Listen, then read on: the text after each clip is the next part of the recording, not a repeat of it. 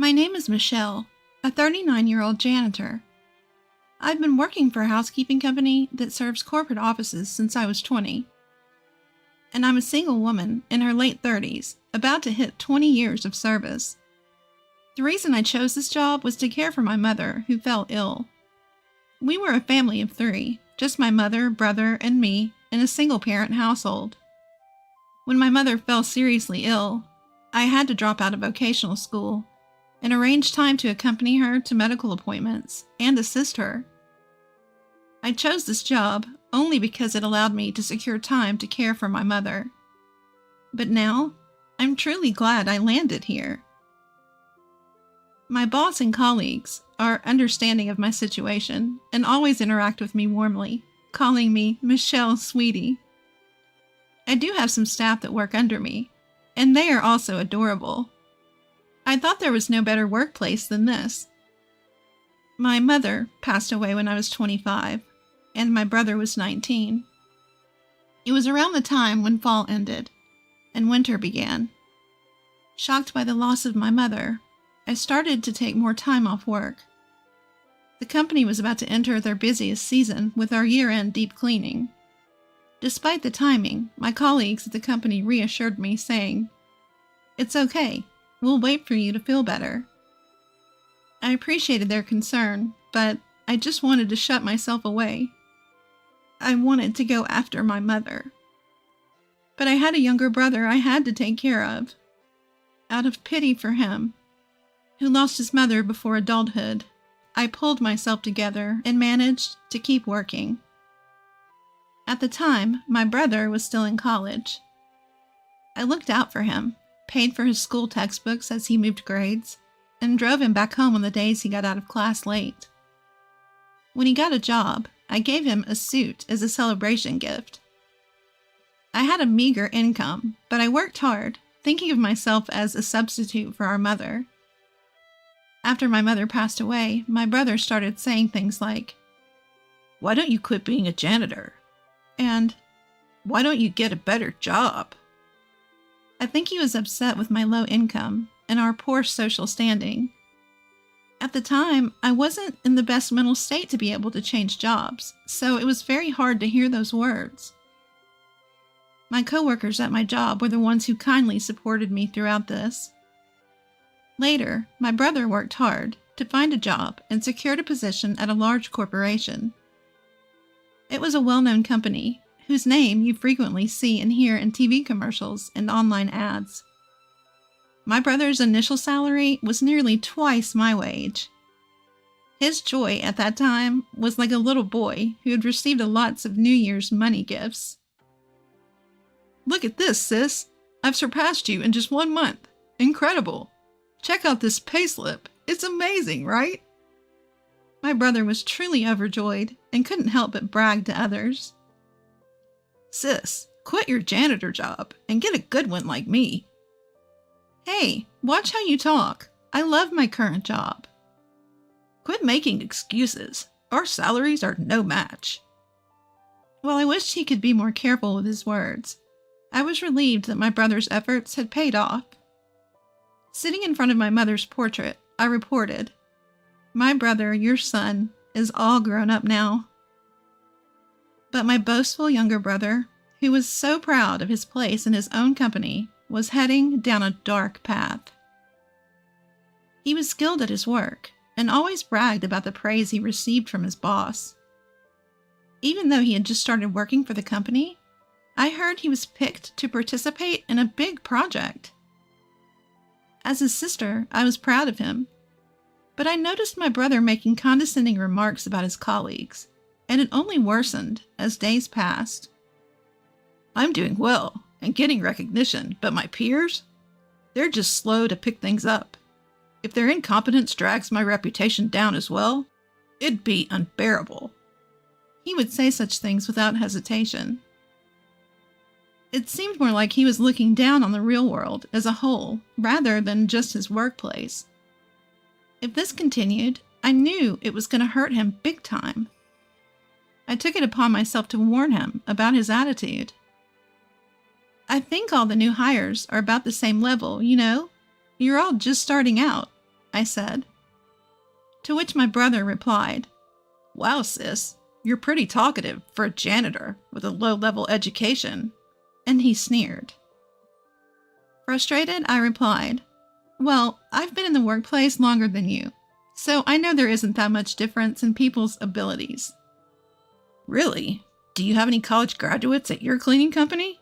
Before you lecture me, why don't you tell them they've wasted their lives?" And with that, my brother belittled me and went out for drinks. That kid, the workplace is probably going to hit him with reality soon. Despite my concerns, my brother's arrogance only worsened. It started with him feeling superior to me because his salary was higher than mine. This morphed into an incorrect self-perception of himself. He now believed that he was gifted, and it tweaked his personality. He became vocal and didn't hold back his criticism towards me. At first, I thought he was just excited about his new job, so I let it slide. However, gentle verbal warnings went over his head. So I scolded him in a serious tone, but unfortunately, there was no change in his behavior. I began to lose confidence in myself as a sister, wondering if I had failed to get involved with him in the right manner. Before I knew it, a few years had passed. I continued to work as a janitor. My brother seemed to be doing well and climbing the corporate ladder, but his contemptuous attitude towards others had significantly worsened. And then he moved in with his girlfriend, and they got married. His wife also had an inflated sense of arrogance, which caused me distress. His wife was considerably younger than him, so to me, it felt like she was from a completely different generation. The first conversation we had when my brother introduced me to her was, "So, you really are a janitor?" "Yes, I find it a fulfilling and enjoyable job." "Really? Isn't it dirty? I couldn't stand it. It must smell bad." My brother, who was listening, chimed in. "Right? It's unimaginable, isn't it? It's unsanitary, and she's not attractive. She doesn't have any money either. But what can I do? I'm related to her. Sorry about that." I was taken aback to hear this, and don't remember much of what happened afterwards. After she left that day, I yelled at my brother. "You were out of line. What do you mean I am related to her, so it can't be helped? And what's up with her too? Don't you dare judge people by their jobs or income." My brother, surprised by my sudden outburst, stammered, but managed to retort. "Shut up. You're a vocational school dropout, and I'm a college graduate. So is she. We can't help but look down on you. You earn less and have a bottom to your job, so you're the one leading a loser life." With that, he stormed out of the house. I cried, out of sadness and frustration. The reason I dropped out of vocational school was because of our mother's illness. My brother knew that, yet his remark was so hurtful. Yes, my income is modest, but I still managed to scrape together the tuition fee for my brother's education. I did my best to take up on our late mother's role. I must have made a mistake in how I dealt with him. I looked at myself in the mirror while crying. I was bothered by the fact that he called me ugly. I have a face similar to my brother's. I'm neither beautiful nor cute, but I don't think I'm that ugly. But admittedly, I could do more in terms of self-care. If I paid a bit more attention to my looks and changed myself, would he see me different? Well, even if I dolled myself up, it's unlikely my brother's personality would change. Rather, marrying a woman with similar morals probably only amplified his narcissism. While talking to my coworkers about this, I started to think that my relationship with my brother might be beyond repair. One day, I received a postcard from my brother and his wife. "We've moved." I had no idea. Judging from the address, it seemed like a standalone house. What's this all about? They're so reserved. Had they told me, I would have thrown a celebration and even helped them move. I had something I wanted to discuss with them too, so I decided to call him after a long time. Hello, I got your postcard. Ah. I could hear my brother's cheerful voice on the phone. It's amazing, right? A single-family house at this young age, because I'm a fast tracker. It would be impossible if it weren't me, right? Yeah, amazing indeed. It was the usual bragging, but somehow I found it nostalgic and let my brother talk as much as he wanted. I brought up my matter after that. So, I have something to talk to you about too. Just the other day, my company got contracted to clean your office building. We might bump into each other occasionally. Good for you. You wouldn't get to step foot in such a big building otherwise, right? Good for you. He could have just ended there. There's one more thing. I got a boyfriend. What? Seriously? My brother raised his voice, sounding genuinely surprised. Yes, he's older and a wonderful man. After what you said, I started taking better care of my skin and such. He fell for me at first sight, I said jokingly. Well, then that's thanks to me, huh? Somehow he managed to take credit for this as well. Well, I wouldn't say you haven't played a part in it. I wanted to introduce my boyfriend to you. He's been eager to meet you too, so would it be okay if we visited your place soon? We could also bring a housewarming gift. Casually mentioning this, he retorted, you're coming over? His previously cheerful tone suddenly darkened. I wondered what was going on. You do understand what your job is, don't you? Huh? Job? You mean my cleaning job? Listen, I've got a new house, which means it's clean, right? I don't want a filthy person like a janitor coming in my house. Excuse me? Is he saying that because janitors are filthy, he doesn't want one in his brand new house? I was confused. My mind went blank. Considering the dirty work you do, shouldn't you know how to refrain from visiting people's places? I'm sure your coworkers feel the same. You're out of line. That's rude. Apologize. With a blank mind, my blood started boiling in anger. I could feel my fury ready to explode. Was it a common courtesy to stay away because my job is dirty? Rude? Apologize? What the hell? I couldn't contain myself and yelled out loud. You've got some nerve to disrespect people like that. This is unacceptable. I could have handled it if it were just about me, but he was mocking my colleagues too. I couldn't let this slide. I could tell my harsh words shocked my brother over the phone. He's always been quick to attack others, but when faced with retaliation, he stammers and falters. Do you genuinely believe that a person's worth is determined by their job? Now that's some real nonsense. Apologize to me right now. What the? Why are you freaking out all of a sudden? I've had enough with you. How did you turn into such a scumbag? Mom would be heartbroken. Scumbag? The real scumbag is you. Your so-called boyfriend must be some good-for-nothing guy who can't get a decent job. If he had any sense, he wouldn't even be talking to a cleaning lady. If you weren't my sister, I would never get involved with a dirty woman like you. If you weren't my brother, I would have left you in the dust a long time ago. I was going to say that. I'm cutting ties with you. Never contact me again. Oh, okay, got it. Goodbye then. We both said things to hurt each other. It was a petty argument, but neither of us was in the mood for a mature conversation. He tried to say something more, but I hung up on him. I prepared myself to sever ties with my brother. He is the only sibling I had in this world, but I couldn't stand him anymore. Because in my brother's eyes, I, as a janitor, have no basic human rights. Even though we are siblings, if our morals are this different, it's best for both of us to keep a distance from now on. I'll be fine.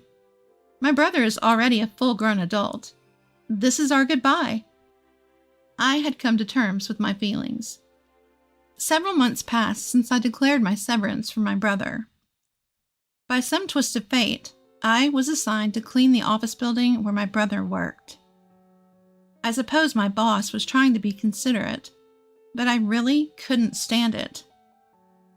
But my creed is to do the best at the work I've been assigned. Suppressing my feelings, I headed to my brother's company. The building was massive and spacious. With such a broad space, I should be able to avoid running into my brother. Even if we did meet, he probably wouldn't recognize me. Feeling slightly relieved at that thought, I switched my focus to cleaning, pushing my cart filled with cleaning supplies. It was that afternoon. While mopping the floor, I noticed a group of about 5 men standing by the vending machine, sipping canned coffee and talking. I really am sorry for the inconvenience caused. Enough is enough. How many years have you been with us?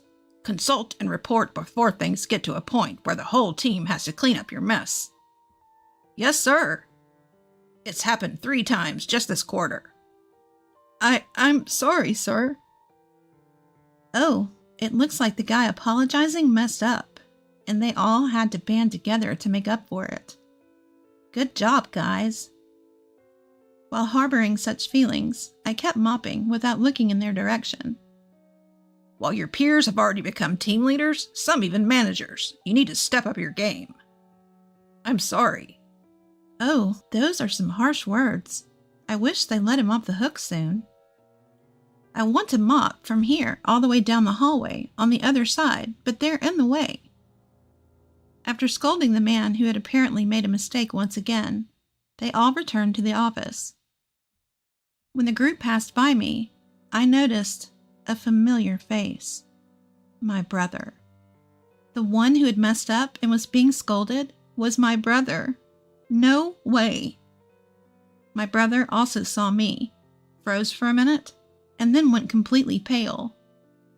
But without saying a word to me, he quickly followed his team and left. During the rest of my shift, my mind kept drifting back to my brother. He was supposed to be the fastest rising among his colleagues, but the brother I saw earlier looked nothing but a burden to the company, a straggler. He looked like an employee who constantly made mistakes at work and was always apologizing to the concerned parties. It was an intuition I had developed from witnessing various human relationships in corporate structure, for over years working as a janitor. His claim of being a competent individual was just his vanity. He must have been doing well in the beginning, at least. As I suspected, he might have been complacent and overtaken by his colleagues, tripped up when he least expected it. I think it's inevitable, given his character. He looks down on others without any hesitation. But there's no need to worry about him. My brother wouldn't need to rely on me. After all, we're strangers who've cut ties. After a few days of learning the truth, I saw my brother again. While cleaning the main lobby, my brother came down the elevator with someone. Darn, I left the bag with the samples upstairs. I'll go get it. You can wait here, sir. No need, I'll go. You're useless anyway. But when you get promoted, you take care of me, okay? That again? Sir, I told you I'll go get it. The man who appeared to be his junior hopped back on the elevator to get his forgotten item. Ironic how he was nasty to me, given his past claims of being competent. I watched my brother shrinking in the corner of the lobby from afar, feeling pity. As I wiped the leaves of the lobby's decorative plants, with these thoughts in mind, my senior colleague who was cleaning the area with me quietly approached. Hey, isn't that your brother? Uh-huh, yes. Seems like he messed up. Let's just leave him be. Okay? My senior colleague, looking worriedly at my brother, returned to her own cleaning duties. Whether bothered by our sympathetic gaze, my brother, who had been shrunk in the corner, sprang up and marched over to me. "Hey, janitor, what are you doing?" "I'm cleaning." "No, I mean, why are you here?" "I'm working." With my curt reply, my brother became visibly angry and raised his voice. "Don't you dare tell my wife that I look pathetic at work. You got that?" His workplace frustrations seemed to be vented on me. The gazes of those around us gathered on my loudly ranting brother. Out of concern for the onlookers, I whispered, "You're drawing attention." "Shut up. Don't you, a lowly educated person, order me around." "People are watching. People are watching. Oh, dear brother, please. Can you please be quiet?" As I attempted to calm him down by holding his hand, he recoiled. "Ew, you're filthy. Don't touch me." He continued to aggressively wipe the part I touched and continued his string of insults. "You're threatening me, aren't you? You want money, right? How much do you want me to cough up?" "Threaten? Money? What are you talking about?" I asked, dumbfounded. "I told you not to tell my wife. Get it already, you idiot?" "Oh, that's what this is about. The constant mistakes at work, or falling behind the corporate ladder. Which one do you not want me to tell?" "Both, obviously." He was genuinely scared I might spill the beans about his professional demeanor to his wife. "Wait, you're even lying to your own wife?" "Shut up. No garbage like you should speak." "Garbage? What on earth?" He didn't care about the eyes around us. He just kept belittling me. The stress from his job must be intense. He must feel better by looking down on me.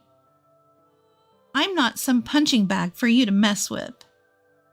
Just then, a voice came from behind. "That's rude to the cleaning staff." "Shut up. Huh? Who are you?" Finally, noticing the abnormality around him, my brother started to look around. Perhaps he couldn't stand my brother's rudeness any longer. A man stepped out from the crowd. A well-dressed man in a suit, gray-haired and elderly. His social status was obvious. Seeing this man, my brother started to panic. The man stood beside me and gently placed a hand on my back. "Dirty idiot. Such intolerable slurs. Apologize to her right now." "Huh? But she's my sister. We're just having a family squabble." To my brother, who was flustered and trying to gloss over it, I interjected. "I thought you said you cut ties with me." "Shut up." My brother showed his dual nature, acting humble towards the gray-haired man, while aggressively addressing me. In response to such exchanges, the man chimed in. "If it's a family issue, it concerns me as well." "Huh?" "Pleased to meet you. I'm the gentleman dating your sister." "What?" He was surprised. "I'm the executive vice president of the subsidiary that your company is seconding.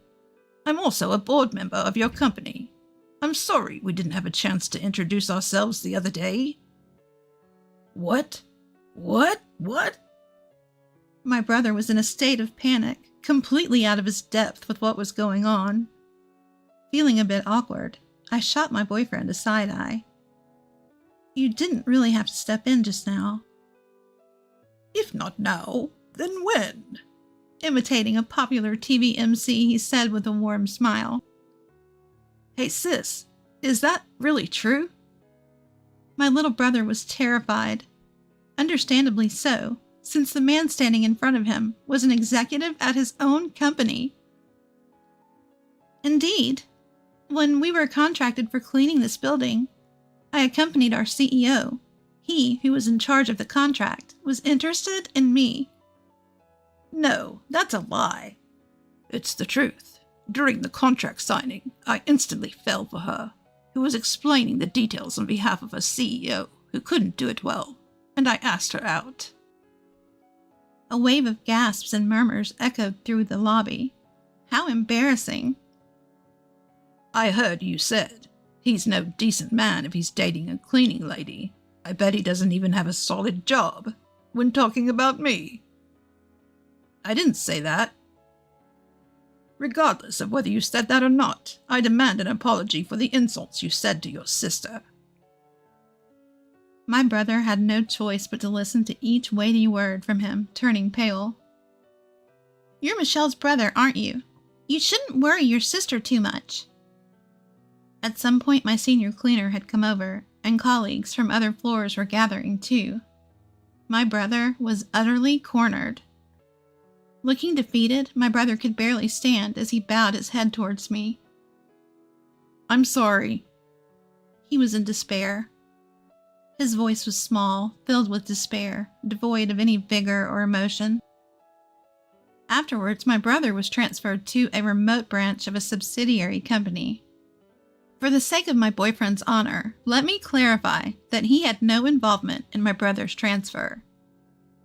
My brother panicked when his coworkers heard his repeated insults towards me, and his fear of his wife finding out about his mess at the office, causing him to make a series of mistakes at work. It seems like he's completely dropped off the fast track to promotion. His wife came crying to me when she found out about his transfer. You're dating an executive from my husband's company, aren't you? Why didn't you tell me earlier?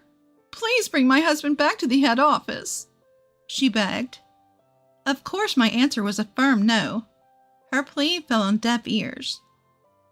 Unable to pay the mortgage with his reduced salary after the transfer, it looks like they'll have to let go of their newly built home.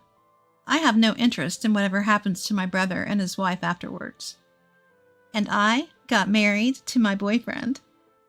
We're living happily in our newly built home. I'm still working as a cleaner, but I'm now less out in the work field because I've become the president of the cleaning company, the company I've always been working for. The president retired, and I was nominated as a successor. I couldn't possibly be a president. I had a lot of worries, but I decided to give it my all for the company I love. No matter what anyone says, I plan to continue doing the job I love for the company I love, with my head held high.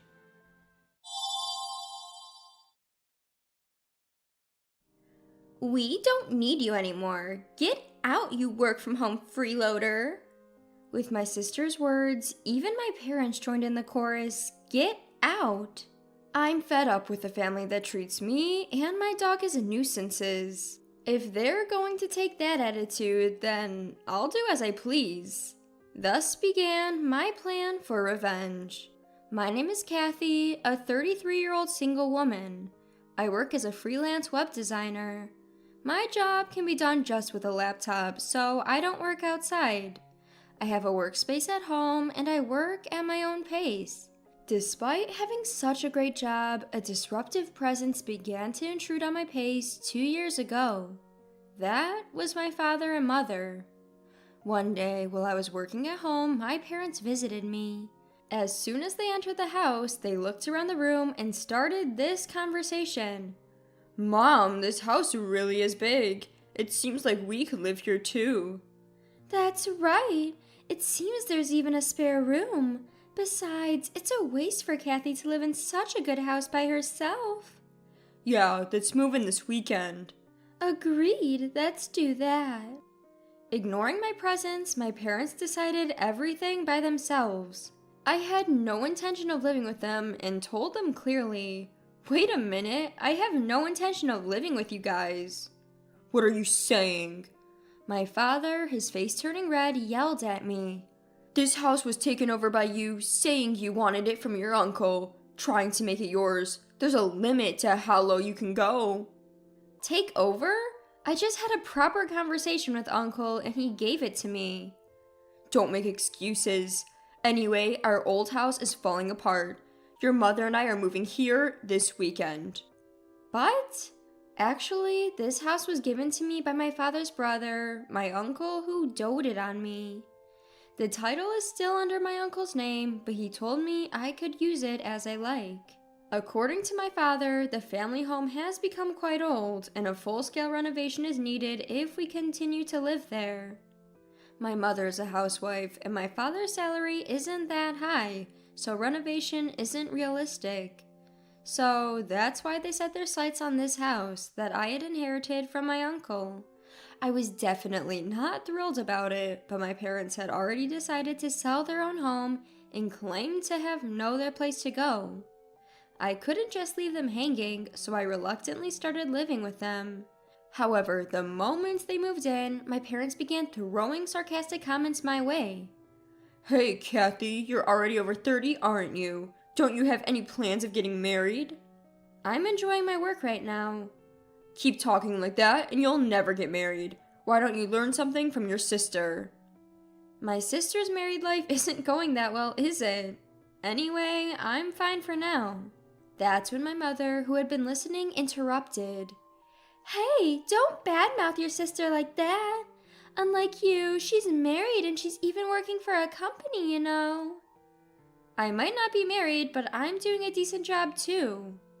"You're always just messing around on your computer. You're probably making money through some shady means, aren't you?" "Shady means? I'm making a living doing legitimate work. No need to worry." "How dare you talk back to your mother? You really are the complete opposite of your sister." That's how it was. My parents constantly compared me and my sister. Sure, my sister works for a company, but she's just a temp in an office job. I don't look down on temps, but I certainly earn more than she does. I understand that people from my parents' generation don't quite grasp the concept of working from home, but it was still hurtful to be constantly belittled. Then one day, as I was preparing dinner in place of my ever-idle parents, the doorbell rang unexpectedly. To my surprise, it was my sister Sandy, burdened with a huge amount of luggage. "Huh? Sandy, what's going on?" "Long time no see, Kathy. This is sudden, but I'll be living in this house from today." As I failed to grasp the situation, I blurted out a bewildered, "Huh?" "What a large house. If Uncle was going to give it to someone, he should have given it to me."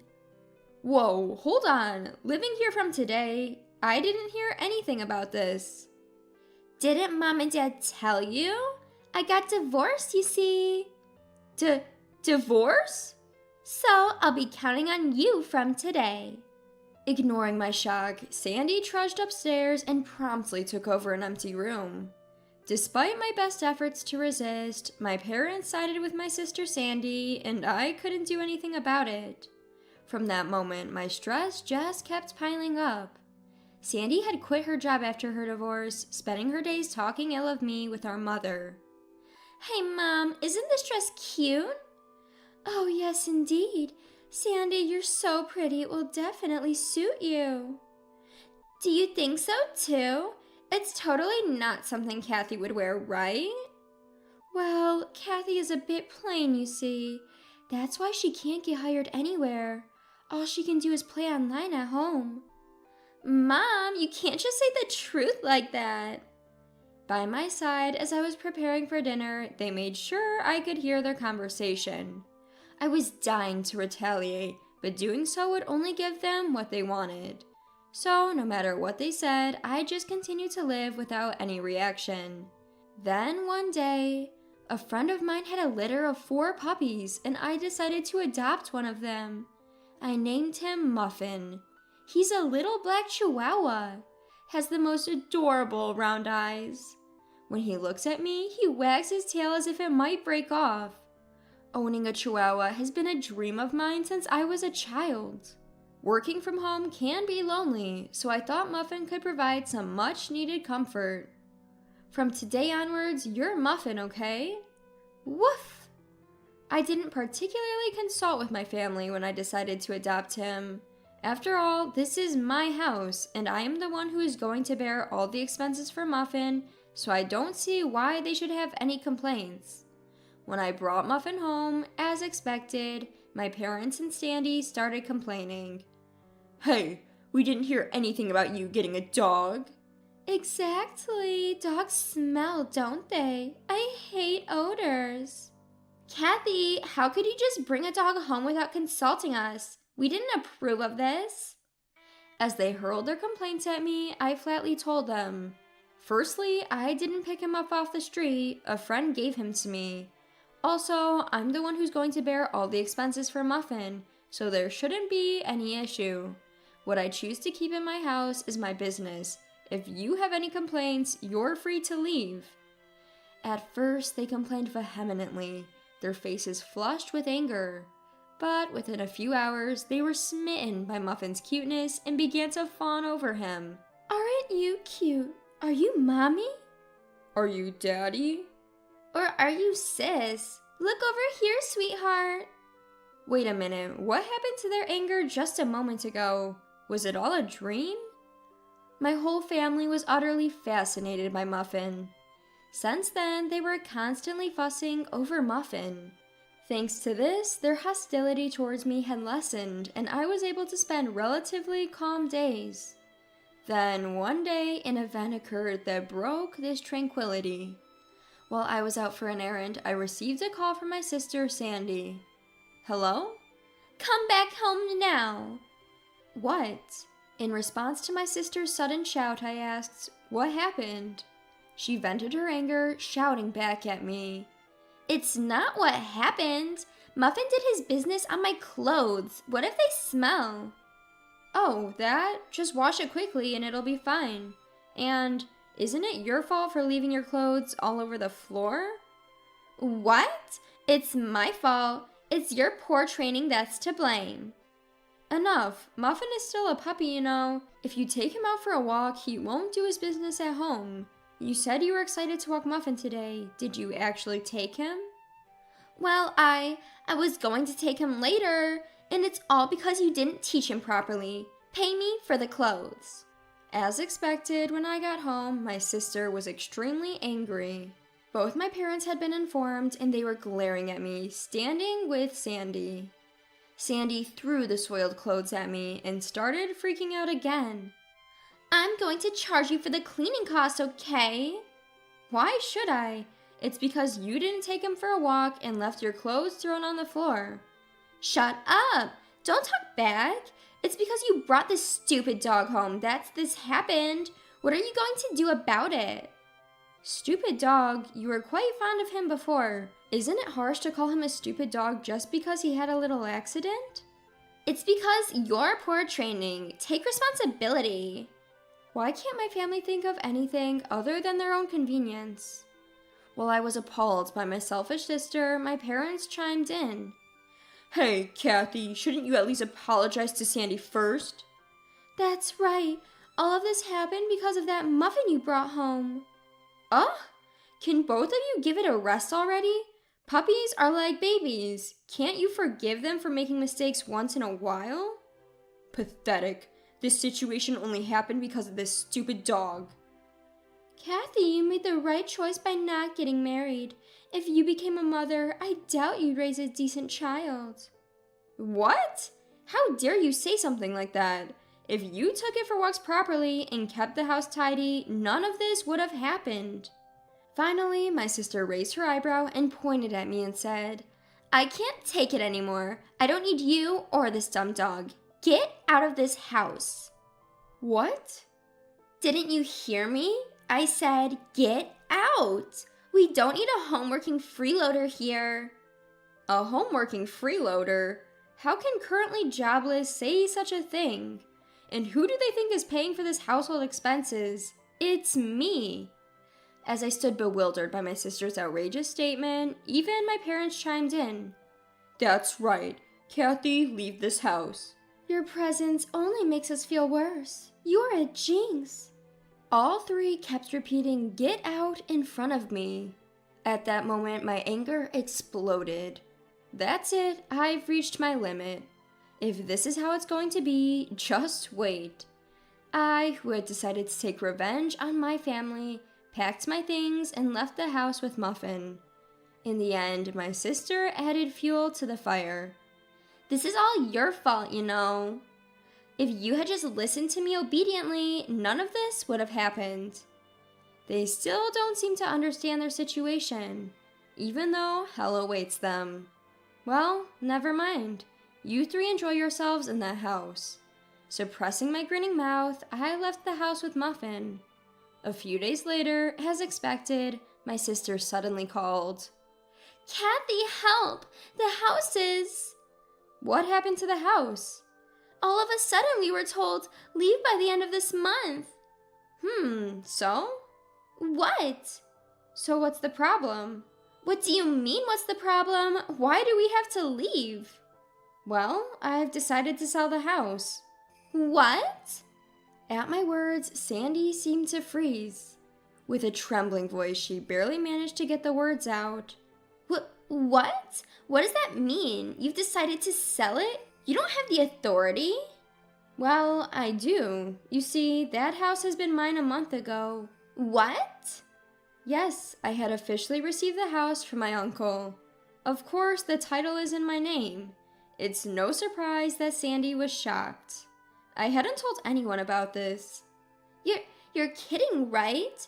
Even if the title was transferred to you by Uncle, you can't just sell it so easily. I was worried too, but right after you told me to leave, I consulted with Uncle. He said, "The house is yours now, Kathy. Do what you want. You should get away from that stupid family as soon as possible." What? No way! Whether they'd been listening to my conversation with Sandy over the phone speaker or not, my parents started to make a fuss. Hey, Kathy, cut it out. We have no other place to live if we leave the house. That's right. It's unthinkable to do this to your own family. If you're a good daughter, show some respect to your parents. Respect? I asked them with a quiet voice. What are you talking about? You've always looked down on me compared to Sandy. Who do you think has been supporting your life for the past few years? You all had nowhere to live, so I reluctantly let you all live with me. With an unusually strong tone, my parents were at a loss for words. Without waiting for a response, I continued. Who treated me and Muffin like nuisances and kicked us out? It was you guys, wasn't it? Trying to be happy by driving out the original resident is shameless. You people belong to hell. At my outburst, my father begged, Please help us. We're sorry. I don't care. Fend for yourselves, you idiots. With that, I hung up the phone with a loud click. Next, I blocked every family member's contact. Seeing me raise my voice, Muffin looked up at me with a worried woof. I held Muffin close. I'm sorry, Muffin, for shouting. It's all right now. I will protect you. I'm really glad that I was able to get Muffin away from that family that treated him so poorly.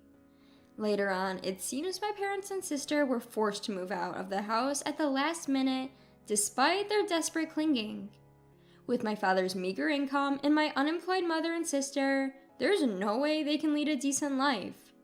According to the rumors, my sister is constantly being nagged by my parents to get a job. Their family relationship seems to be getting worse by the day. Although I have no interest in how they live, there's no doubt that their standard of living has plummeted since I left. This is indeed the case of reaping what you sow. Serves them right. Meanwhile, I'm spending my days in fulfillment with my beloved dog in a new pet-friendly apartment. I can work whenever I want, and no one can complain about it anymore. I can use my earnings solely for myself and my dog. I am extremely happy with my life now. Muffin, let's go to the dog park today. Woof. Muffin seems more lively. Maybe it's because that noisy family is gone. From now on, I want to protect Muffin for the rest of my life and lead a peaceful life.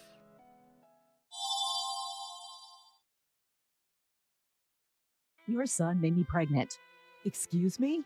Pay $30,000 as alimony. When I picked up the restaurant's phone, I was told that with a young woman's voice suddenly. She was utterly one-sided in the conversation and not even giving her name. I completely underestimated. That must be a prank call. So I never expected that this call would lead to such a mess. My name is Melissa Brown. This may sound self-flattering, but I run a popular restaurant somewhere in New York City. We have been featured on national television and in magazines, and thanks to that, almost every seat for lunch and dinner is booked every day. However, because of being famous, nuisance calls and aggressive sales pitches increased. So I got quite sloppy with this call because I thought it was just another prank. But when I was told over the phone to my restaurant that got pregnant, I was actually taken aback, and I could hardly understand what she was saying. I do have a son, but the thought of him getting someone pregnant seemed absurd. Yet this prank call with its shocking accusations intrigued me. I decided to listen to her story for a bit, out of fun. I had an abortion. What are you going to do about the wounds on my body and soul? Pay for the surgery too. First off, if I may ask who I am speaking to, even when dealing with prank calls, one of the challenges of the service industry is having to respond politely. It would be a nuisance if our conversation were recorded and exaggerated with false information being spread around. I'm a customer at your restaurant. Is that the first thing you have to say to me after your son hurt me? Your family lacks both common sense and compassion. I find it hard to believe my son would do such a thing.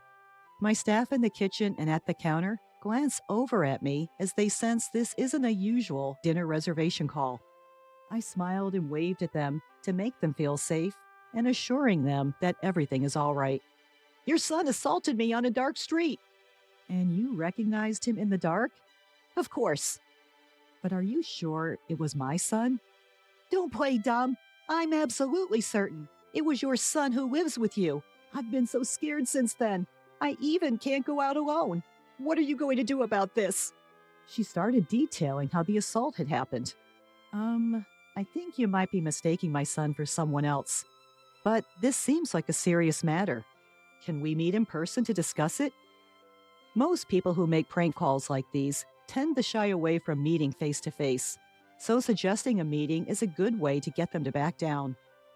In the beginning, I was merely entertaining her call out of fun, but as it seemed to be dragging on, I proposed the meeting to end the call soon.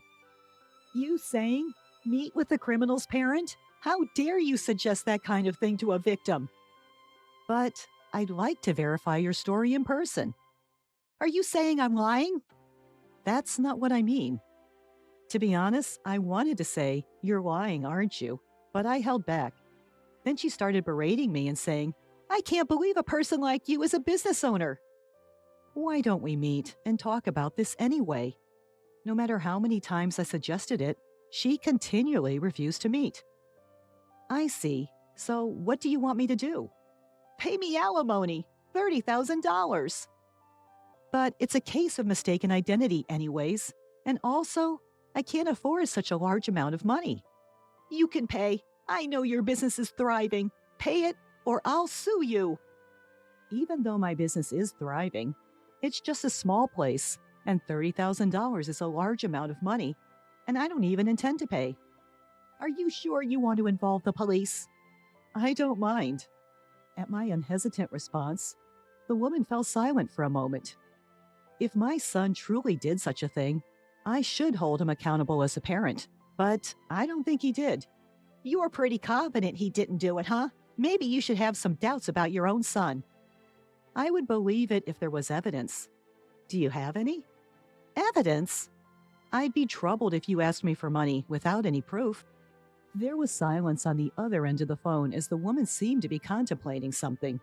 If there's no proof, I'm hanging up. I said that and trying to end the call. Then, hold on. If there's evidence, you'll pay the alimony, right? Well, I would consider it.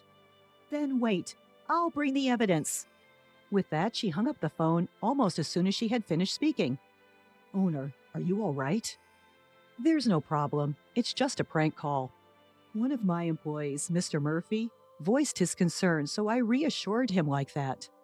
There's no way she has any proof, so I don't expect she'll call back again. But I have an uneasy feeling that she might barge in and cause a scene at the restaurant. In the evening, while preparing for dinner, I had completely forgotten about the phone call. Mr. Murphy ran up to me, holding a manila envelope in his hand with his face as pale as a ghost. "What's the matter? It's not like you to run in the restaurant." "Owner, this came." What he handed me was a letter. "Ms. Melissa Brown, I was assaulted and impregnated by your son. Please transfer $30,000 as alimony." Written below were the bank transfer details, and the recipient's name was Karen Williams. Mr. Murphy was pale and disturbed because he was the first to see the contents of the unsealed and unsigned letter. "Calm down. But you know my son, right?" Hearing this, he seemed relieved. There was something else in the envelope. I pulled it out, and it was a pregnancy test. What's that?" This commotion attracted the other employees. All of them seemed taken aback. Could it really be the owner's son? Some employees gave me a contemptuous look, but they were quickly convinced when I explained. I put away the things that had been sent on my desk and returned to my usual work. A few days passed without transferring any money, but during this time, there was an unsettling incident. "Owner, this came again." Mr. Murphy came with the manila envelope in his hand and looking fed up. "I see. Check the contents and put it away in the usual place. Recently, these harassing letters have been dropped in the restaurant's mailbox many times a day. Are you planning to run? Pay up. The owner is a parent of a criminal. Her son got a college girl pregnant and didn't even apologize. The owner of this restaurant is a heartless and cruel woman with no sincerity. Irresponsible, overprotective, toxic parent. It's your fault your son became like that. Take responsibility. I'll make sure no customers come to this restaurant. It's for the good of the world, for the good of the people. I wonder what would make customers stop coming to a restaurant. Like those restaurants where they put that greasy, black, and disgusting thing in the food. I wouldn't go there again, that's for sure." The content escalates progressively, and the last part is practically a threat. Thankfully, no claims have been made that anything is actually in our food. But the constant anxiety that we might be set up is exhausting. Amid all this, something caught my attention. Well, again, a vacant seat increased at lunch. The number of customers was just gradually decreasing. Yes, it's unusual. Today, we even had 2 tables empty. My thoughts went out to the poor ingredients waiting to be prepared in the kitchen. "Owner!" I looked up at Mr. Murphy's call to see him heading my way with his laptop. "Look at this review site." On the laptop screen, the latest reviews were filled with harsh, slanderous comments. Bad customer service. They don't listen to the customers, especially the owner, who seems to be getting full of herself after appearing on TV and in magazines. The food is getting worse. The soup taste was way more plain than the last time I visited. I saw an employee drop a piece of meat before grilling and sneak it back. Every single day, poor reviews were posted, causing our star rating to plummet. I realized that I was shaking with anger. It's unacceptable. Why should this restaurant, which we've worked so hard to build with the intention of pleasing our customers, be wounded by such baseless accusations? Are the preparations progressing? An unfamiliarly low and cold voice involuntarily slipped from my mouth. Yes, they're almost completed. Upon hearing Mr. Murphy's response, I couldn't help but smirk. It's been a week since we discovered the slanderous comments on the review site. Since then, the number of customers has continued to dwindle. When I stepped out into the dining area, Mr. Anderson, a regular, was sitting at the counter next to a young woman. "Mr. Anderson, thank you, as always." "It's tough for you lately, Melissa." When I greeted him, Mr. Anderson offered me words of consolation. Well, this job is my lifeline. I smiled and replied. Mr. Anderson shook his head sympathetically then. "You're strong, especially considering your son's predicament, but don't lose hope. I'm on your side, Melissa. We'll support your son as he atones for his actions." "What?" I was taken aback and couldn't understand what he was talking about. "Well, I noticed this place is quieter than usual, so I was wondering what happened. Then this young lady here, kindly show me a webpage about this restaurant." With that, he gestured towards the pretty woman in her early 20s sitting next to him. "I really feel for you. I love this place, so I thought I'd come here more often to help out in any way I can." Come to think of it, I recalled seeing this girl in the restaurant quite frequently recently. "Excuse me, but what's written here is a misunderstanding. The regulars here were wondering why the place has been so empty recently, so I explained it to them." What? I doubted my own ears and trying to make sense of what she was saying. I mean, it isn't sad not to know the truth. Besides, I thought the owner would be happy to know that people like me and Mr. Anderson still come to this place. You've been spreading online rumors, which we're not even sure of, to our patrons? I unintentionally raised my voice, forgetting all about formality. Wow, it's scary. The internet says the owner is a terrible person, and I thought it wasn't true, but it seems you really are like the parent of a man who assaulted women. I suggest that you should apologize if you think you did something wrong. She twisted away from me. Her movements were as if she expected me to punch her, even though I had not raised a hand. "Miss, that's not a nice way to talk. Melissa's probably tired from all the things happening." Mr. Anderson defended me, but that wasn't the point. I was about to explain that the fundamental issue was different, then suddenly her bag fell from the back of her chair. It must have moved while she was twisting and turning. Despite my simmering rage towards her, my service industry instinct kicked in, and I moved to pick up her bag.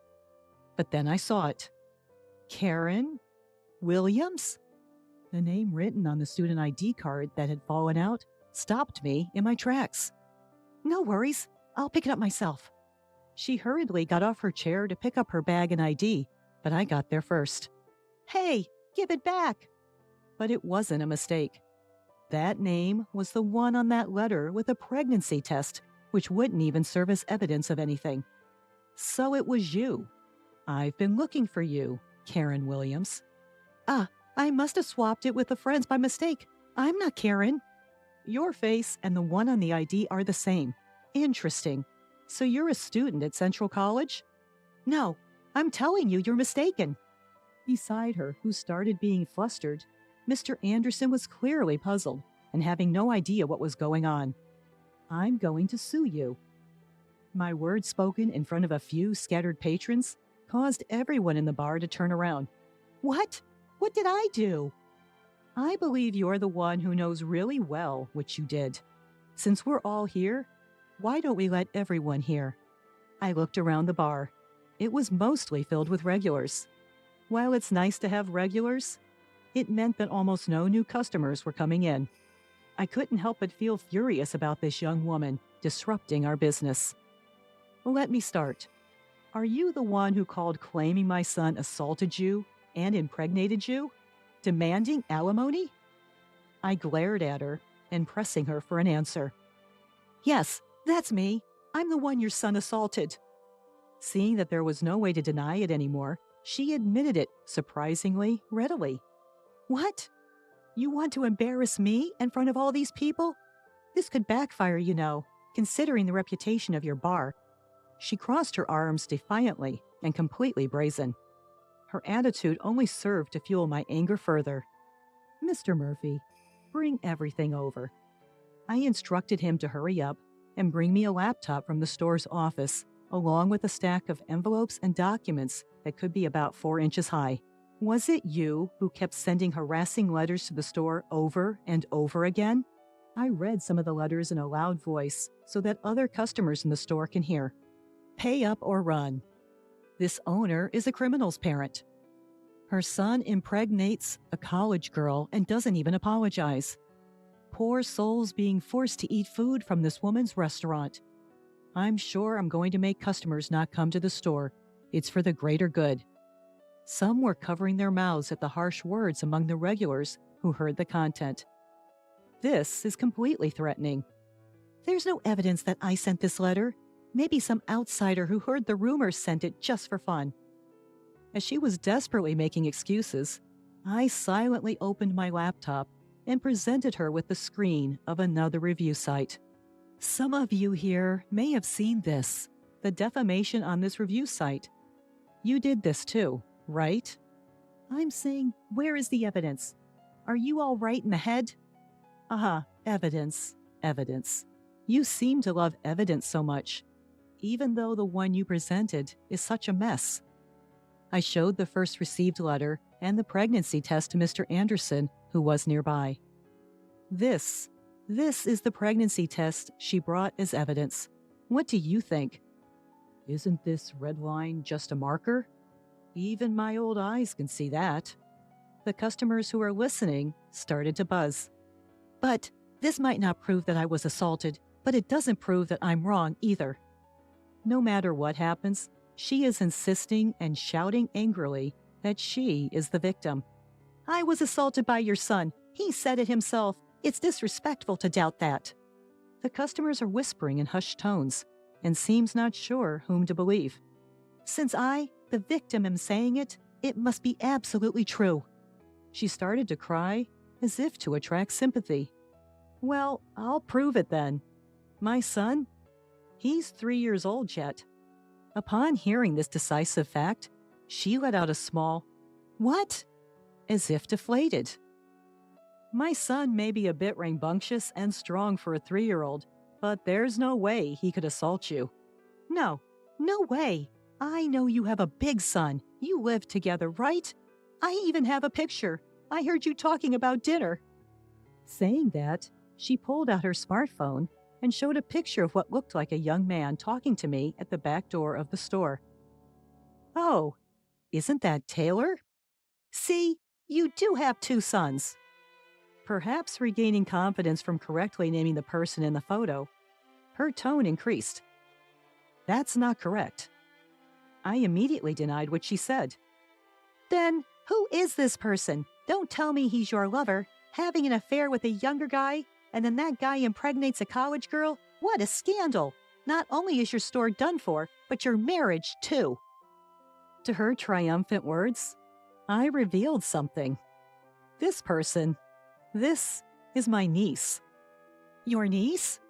Yes, and actually it's a girl. I explained that my niece is tomboyish and is often mistaken for a boy, even as an adult. She's a college student, and as she boards at my place, I ask her to cook dinner and pick up my son as a form of rent payment.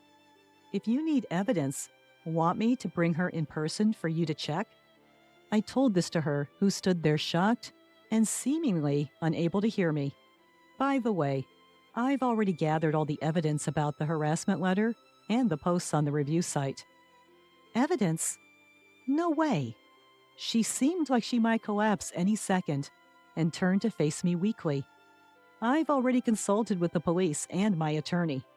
I explained step by step the preparations I've made with the help of Mr. Murphy, one of my employees. The first piece of evidence was a letter from her with fingerprints that matched those on the harassment letter. All posts on the review site were confirmed to be from the same person after a disclosure request. With no way out, she sunk to the floor as she drained. You were just saying that it's better to apologize quickly if you've done something wrong, weren't you?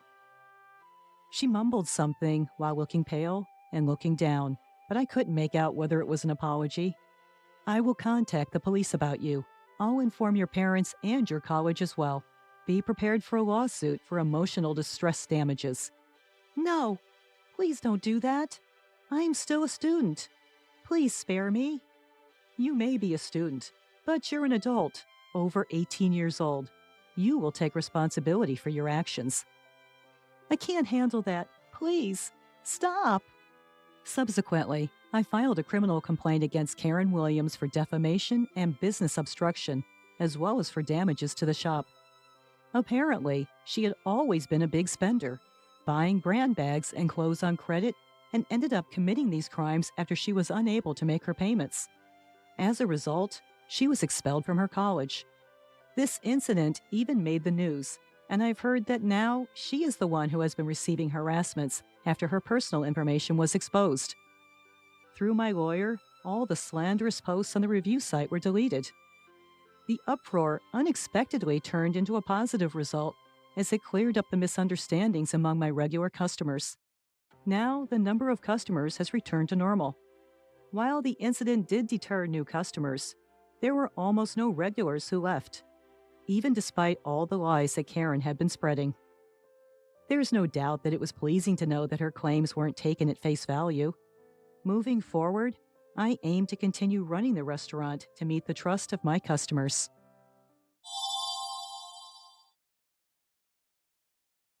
Excuse me, how much longer until I'm called? We called you just now. What? Startled by the receptionist's words, I hurried into the examination room, and there was my familiar husband. Why are you here? The blood drained from John's face. In his panic, he tried to kick me out of the room. Immediately after, an unbelievable scene came into my view. My name is Christy Thomas, 27 years old. I was raised as the older of two sisters. I work in corporate office management. 3 years ago, I got married and now live with my husband, John. We met in college, worked at the same part-time job, dated for 4 years, and got married. Even now, we maintain a relationship where we can talk about anything, just like friends. By the way, I'm currently 7 weeks pregnant. We wanted a child right after we got married, but it didn't happen easily. And after 2 years of fertility treatment, a new life is finally growing inside me. When I went to the OBGYN alone, the gestational sac, which is the baby's growing room, was already visible. And the ultrasound photo even showed the tiny fetus. I haven't told John about the pregnancy yet. I wanted to surprise him. On the way back from the OBGYN, I bought a cake and stopped at a supermarket to get ingredients for his favorite food. When I got home, I started cooking right away. A few hours later, John, who came home saying, "I'm home," widened his eyes when he saw the food on the table. "Wow, it's so luxurious today. There's even my favorite, beef stew." That's right. I thought we should have a party today. Huh? A party? Why all of a sudden? Actually, I went to the hospital today. Hospital? I handed the ultrasound photo I took out of my bag to John, who was looking anxious. Looking at it, he raised his face forcefully and stared at me. "Christy, is this really? John, we're becoming parents. We're going to be parents?" "Yes, it's true. Our baby has finally come to us." I'm just so surprised. I'm lost for words. I know, it doesn't feel real, does it? But it's true. Our baby is really growing inside me. Growing steadily. Oh my God. Everything seems to be growing fine. Together, John, we're finally becoming parents. With every word I say, the reality of it slowly sinks in. Tears start flowing from my eyes, and before I know it, I can't stop them. John must be really happy too. He hugs me tight, his eyes also brimming with tears. Over and over again, he says, "Thank you," with a grateful smile on his face. Ever since that day, John has been taking on even more of the household chores than before. We used to share the housework, but now he's taken over cleaning the bathroom because it's too dangerous for me. He's also been proactive about grocery shopping for heavy items like rice and water. But that's not all. In order to reduce my burden even a little bit, he started making appointments for my prenatal checkups on his own. He's been asking about my schedule and making my checkup appointments for me, since I'm not so good with using the internet. I've been experiencing mild morning sickness, but not enough to keep me bedridden, so I've continued to work as usual. When I get home, I make dinner and wait for John to come back. He's been working overtime a lot since about a year ago, and usually doesn't get home until after 9 p.m. This night, though, he didn't come home even when it was past 10 p.m. Whenever it gets past 9 p.m., he always calls, but tonight, there's no word from him. I try reaching out to him, but there's no response, so I wait for him anxiously. Then, just past 11 p.m., I hear the sound of the front door opening. I rushed over to greet him. "John, welcome home! I was worried because you didn't contact me." Sorry. Something came up. But you weren't supposed to have overtime today, right? Did something happen? No. Just got some unexpected work. His eyes are clearly avoiding mine. Something seems off about how he's speaking. An uneasy premonition gripped me, and I confronted him right away. "John, are you hiding something?" What are you talking about? I'm not hiding anything." "Then why won't you look me in the eye?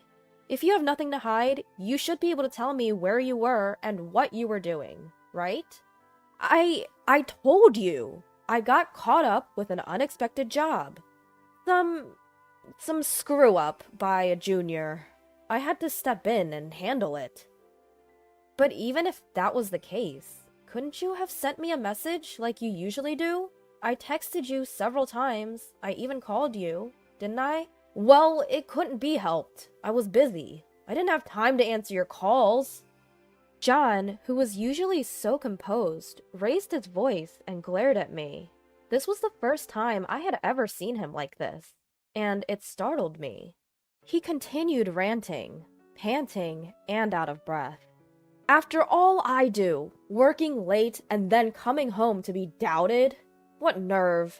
Is it fun for you, making a fool out of people like this?" What are you talking about? I'm not making a fool out of you. I'm just asking why you were late. I said it was because of overtime, didn't I? What more do you want?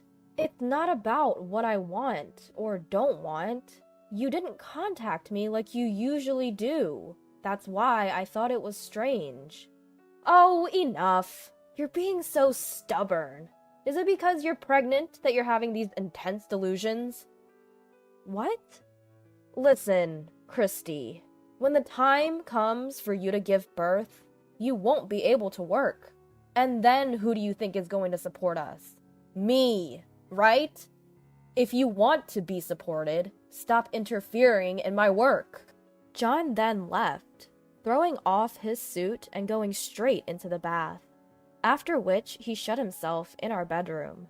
What was left in the living room was the untouched dinner I had prepared. In front of the untouched side dishes, I was overwhelmed by indescribable emotions. Why? Why would he say things like that?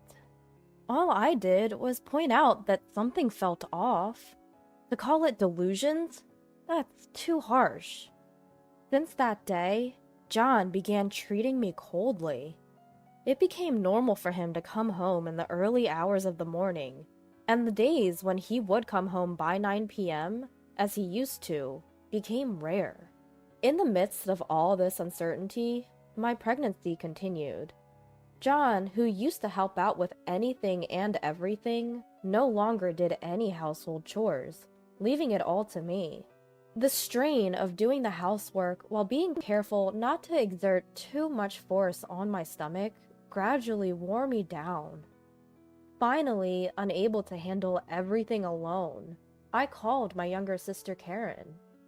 "Hey, Karen. Oh, sis! Long time no see. What's up?"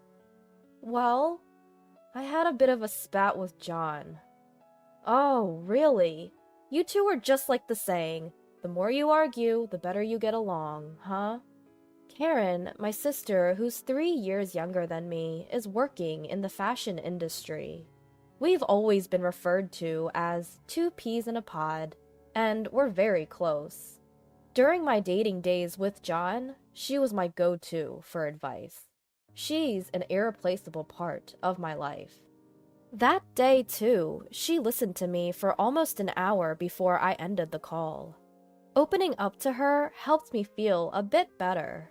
I was in the 17th week of my pregnancy, and my belly was starting to show. Entering the stable period, I felt fine, so I headed to work as usual. After my lunch break, just as I was about to start my afternoon tasks, something happened. I felt a sudden, unfamiliar twinge in my belly. What was that? The pain seemed to linger. In that moment, I thought about the safety of my child. Feeling anxious, I left work early and rushed to the women's clinic I usually visit. Normally, John would make an appointment for me, but today was unexpected, and I didn't have one. It looked like I'd have to wait a while for a checkup, but the thought of going home like this filled me with anxiety. Ready for a long wait, I explained the situation to the reception staff. "Excuse me, I'm Christy Thomas, and I've been having some mild abdominal pain for a while." "Thomas, please, wait a moment." I didn't have an appointment because it was unexpected today." "Oh, here you are." "Huh? You're Christy Thomas, right? 17 weeks pregnant? We have an appointment for you. Please, wait over there." Okay. As instructed, I took a seat on the waiting room sofa. I took out my planner from my bag to check, but there was no appointment scheduled for today. Since that incident, things have been awkward between John and me, but he's still been making my medical appointments as usual. That said, my next appointment isn't until later. It's definitely not today. Feeling somewhat uneasy, I decided to just wait until they called me. About an hour passed when I was hit by the stomachache again. I stood up and headed to the restroom. And yet, my turn still hadn't come. Even for a busy clinic, I should have been called by now. Could it be that I didn't really have an appointment? I went back to the reception desk and asked a different staff member. "Excuse me, do you know how much longer it will be until I'm called? May I have your name, please?" "It's Thomas. Christy Thomas. I've been waiting for over an hour." "Thomas. Oh. Is there a problem?" "Well, you were called just now." "What? You should have been called into consultation room number 3. I thanked the staff and quickly headed to the consultation room. A sign on the door of room number 3 read, "In consultation." In consultation? I was supposed to be called, so why? Could someone else have mistakenly entered? In a split second, I knocked on the door of consultation room number 3. A nurse opened the door and asked, "Can I help you?" I'm Christy Thomas. I had to use the restroom earlier, and..." "Christy Thomas?" "The receptionist said I was already called, but the sign said in consultation, so I thought maybe someone else had gone in." "Wait, you're Christy Thomas? But she's already inside." "What?" No matter how I thought about it, something was off. Convinced of this, I pushed past the nurse and forced my way into the examination room. That's when it happened. An unbelievable sight met my eyes. "Why are you here?" There, in the room, was none other than my husband, John. The moment he saw me, he started speaking in a flustered manner. Christy, what are you doing here?" "That's what I was going to ask. Why are you here?" Could it be, John? Did you make the appointment under my name? But why? Just get out for now." John tried to forcefully push me out of the room. However, given this obviously strange situation, I couldn't just back down. "John, explain this to me. Why are you here right now?" I'll explain later. So, for now, I want an explanation now. You can't expect me to just accept this, can you? I'm begging you. Just leave for now. While I was arguing with John, the doctor, probably returning from an internal exam, came back, looking puzzled. Wait, Christy, huh? Seeing me, the doctor's eyes widened. Doctor, I just got here. Huh? Then who did I just examine? Just as he said that, the door to the exam room opened. Coming out of the room was none other than my sister, Karen. Oh, Karen? I had absolutely no idea what was going on anymore. Why is Karen here? Well... My frustration grew at Karen's hesitations. I confronted her. Why is the appointment under my name? And why did you come out of the examination room? Then the doctor, who had been listening, opened his mouth. Mrs. Thomas, I apologize for not realizing it was not you. She was wearing a mask, so I couldn't tell. But I thought it was strange. You're supposed to be 17 weeks pregnant, but the baby was too small. It was no wonder the doctor didn't realize. My sister and I look so much alike, and she was wearing a mask. Doctor, the person you just examined is my sister, and that man there is my husband. What? So, you mean the father of the baby I just examined is... The doctor's sharp gaze locked onto John. I could see the color draining from his face. And at that moment, I finally understood everything. John? Karen? I need an explanation. From the beginning. Whether they had given up or not, they slowly started to speak. According to them, they had been in a relationship for about a year. While I was struggling to get pregnant and undergoing fertility treatments, they claimed temptation got the better of them. Then my pregnancy was confirmed. At first, they were purely happy, but shortly after, Karen's pregnancy was also confirmed. Karen asked John to accompany her to the hospital because she was scared, and John, in his usual carelessness, mistakenly booked the appointment under my account. He noticed this just before we arrived at the hospital, panicked, pretended to forget the insurance card, and completed the check-in. While I was in the restroom, the staff at the front desk's shift changed. As soon as they called the name for the appointment, Karen must have slipped into the examination room without running into me. The doctor initially didn't realize it was Karen, since she was wearing a mask. But of course, during the examination, it became clear she wasn't me. And as the doctor was wondering about this, the real Christy arrived at the examination room. After that, I regained my composure and had my own checkup. The abdominal pain was diagnosed as transient, and there was no problem with my baby. I took my husband and sister and headed straight for our parents' house. I also contacted John's parents and asked them to come to the house. Once everyone was gathered, I explained to them the whole situation. Of course you're going to take responsibility, right? I asked. Stammering, my husband responded, Responsibility? Of course! I will continue to be with you, Christy. Huh? What are you talking about? We're obviously getting a divorce. But you just mentioned responsibility. The responsibility I'm talking about is alimony. I'm going to make sure you pay, both you and Karen, for what you've done. What? Wait a minute! I never intended to get a divorce. My husband's words sparked anger in my sister, who was standing nearby. What? You said you loved me more! Was that all a lie? Karen grabbed my husband's collar, and they started to argue. Their noisy squabble pushed my anger to its peak.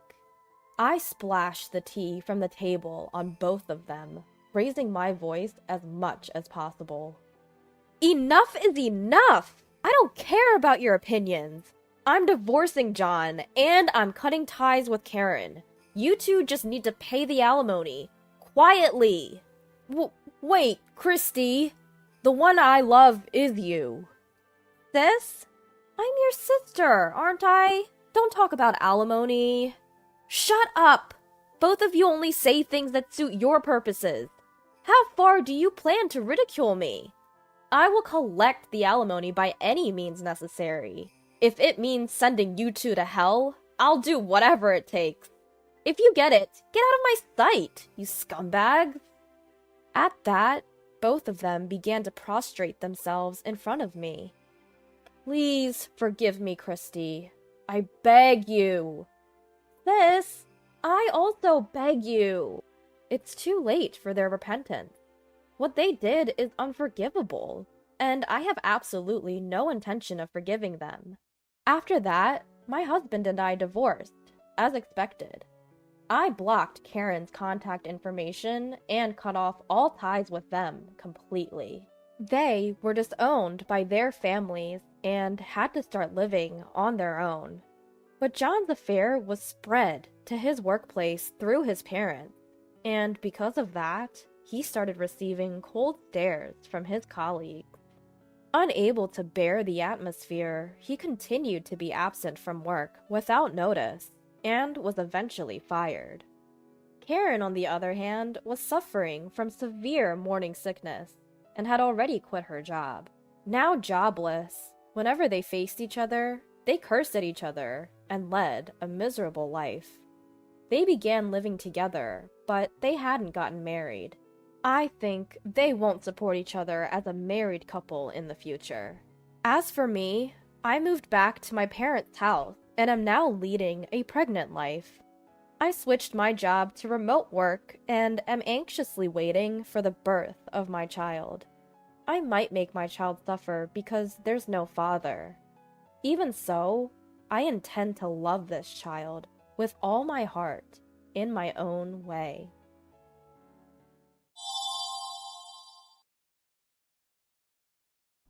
My name is Ashley. I'm living a peaceful and harmonious life with my husband, John. But there's one issue, my brother's wife, Rachel. My brother and Rachel have a daughter named Aita. 3-year-old Aita is our adorable niece, loved by John and me. It's fine to play with her occasionally, but Rachel brings her to our home almost every week. Ashley, please take care of Aita this week again, all right? Aita, be a good girl. Okay. Aita energetically responds as she comfortably trots from the entryway to our living room. Assuming that John, who is relaxing in the living room, will look after Aita, I muster up the courage to talk with Rachel. John and I really love Aita, but having her every week is quite burdensome, even though we work from home. I'm an illustrator and John is a programmer. We are both working as freelancers. Being a freelancer, we can decide our days off based on our work progress, but we can't care for a child when we're in crunch time. But we can't let our niece get hurt while she's in our care, so I end up drawing on my tablet while keeping an eye on her. I felt guilty that I complained to Rachel, my brother's wife, worried that it might cause an issue between my brother and her, but I couldn't bear it anymore. I'm really sorry, but could we make today the last day that we look after Aita? Her face turns to anger as I ask her humbly. It was too late to realize that I had made a mistake. She raised her eyebrows and snapped at me. You wouldn't understand, Ashley, since you don't have children, but raising children is truly difficult. You have no idea how hard it has been to raise Aita this far. Stop complaining when you don't even have a child. Her words stab my heart like sharp daggers. That's because I'm infertile. John and I love children. We always talked to each other that we wanted to have children when we got married, but we didn't manage to conceive even after getting married. We went to a hospital for consultation, and found out that I have a condition that makes it extremely difficult for me to get pregnant. We are currently undergoing fertility treatments, which are physically taxing and costly. Every month, the hopeful anticipation of children brings a lot of emotional stress to John and me. To be blamed for not understanding because I don't have children hits me hard, especially in the middle of all this. Yet, her tirade doesn't stop. Unlike you two, who are always cooped up at home, I'm a sociable person. I have many friends who rely on me. Today, I came to leave Ada with you because I'm going to lend an ear to my friend. You two who are shut-ins and don't contribute to society should appreciate that I'm doing my part for you too. If you get it, take care of Ada properly and quit complaining. After giving me a piece of her mind, Rachel, dressed to the nines, leaves the house with a waft of perfume. I return to the living room where John, who apparently overheard everything, is unusually angry and says, "I didn't want to show such a scene to Ada, that's why I didn't go, but that was too harsh." It's been about a month since little Ada started visiting us every week. I figured it's about time to discuss this with my brother, so I decided to give Chris a call. "Hello? Chris?" "Ah, Ashley, what's up? It's been a while. You doing okay?" I'd been wondering what Chris was doing leaving Ada with us. He seems like his usual self on the phone, but I was irritable from a recent argument with Rachel. So I said with a tone of annoyance, "Hey bro." Sure, Ada is a sweetheart, but it's a burden if you leave her with us every week. John and I are freelancers, but we've got deadlines to meet, you know. A little consideration would be nice. "Huh? Ada, she's sleeping right now." What? He said that Ada was sleeping at home. I didn't understand, and I was confused when he sent me a photo of her sleeping. This was not the Ada I knew. I sent him a photo of Ada playing with John, to which he responded, "Who's that girl?" The last time I met Ada with Chris, she was still a baby who couldn't even walk. It occurred to me that the child left with us every week, posing as Ada, might not be her. But then, why would Rachel bring her over? Chris and I were puzzled. Then John, who had been listening to our conversation, hesitantly called Chris's name. "Chris, I'm sorry if I'm wrong, and I know it's incredibly rude, but hasn't Rachel been acting strange lately?" John and I had talked about it often. Rachel did seem different. After her parents passed away due to illness, we stopped having family gatherings. The last time I saw Rachel a few years ago, she was indeed attractive, but wore more modest clothes. Recently, however, she's been wearing bright colors like red and blue and sporting flashy accessories. Chris seemed to have noticed this too, as he responded with a somewhat dejected, "Yeah, perhaps." Sighing, Chris said, "I might have an idea about what's going on. I'll call you back later," and hung up. Though we felt bad for him, John and I couldn't help suspecting Rachel might be cheating on him. There's nothing we could do about her potential infidelity except leave it to Chris. What John and I can do is try to find out who this cheerful girl playing house in front of us is. "Ada, you're 3 years old, right? Can you tell us your name?" We had always believed she was our niece, so we never thought to confirm her name.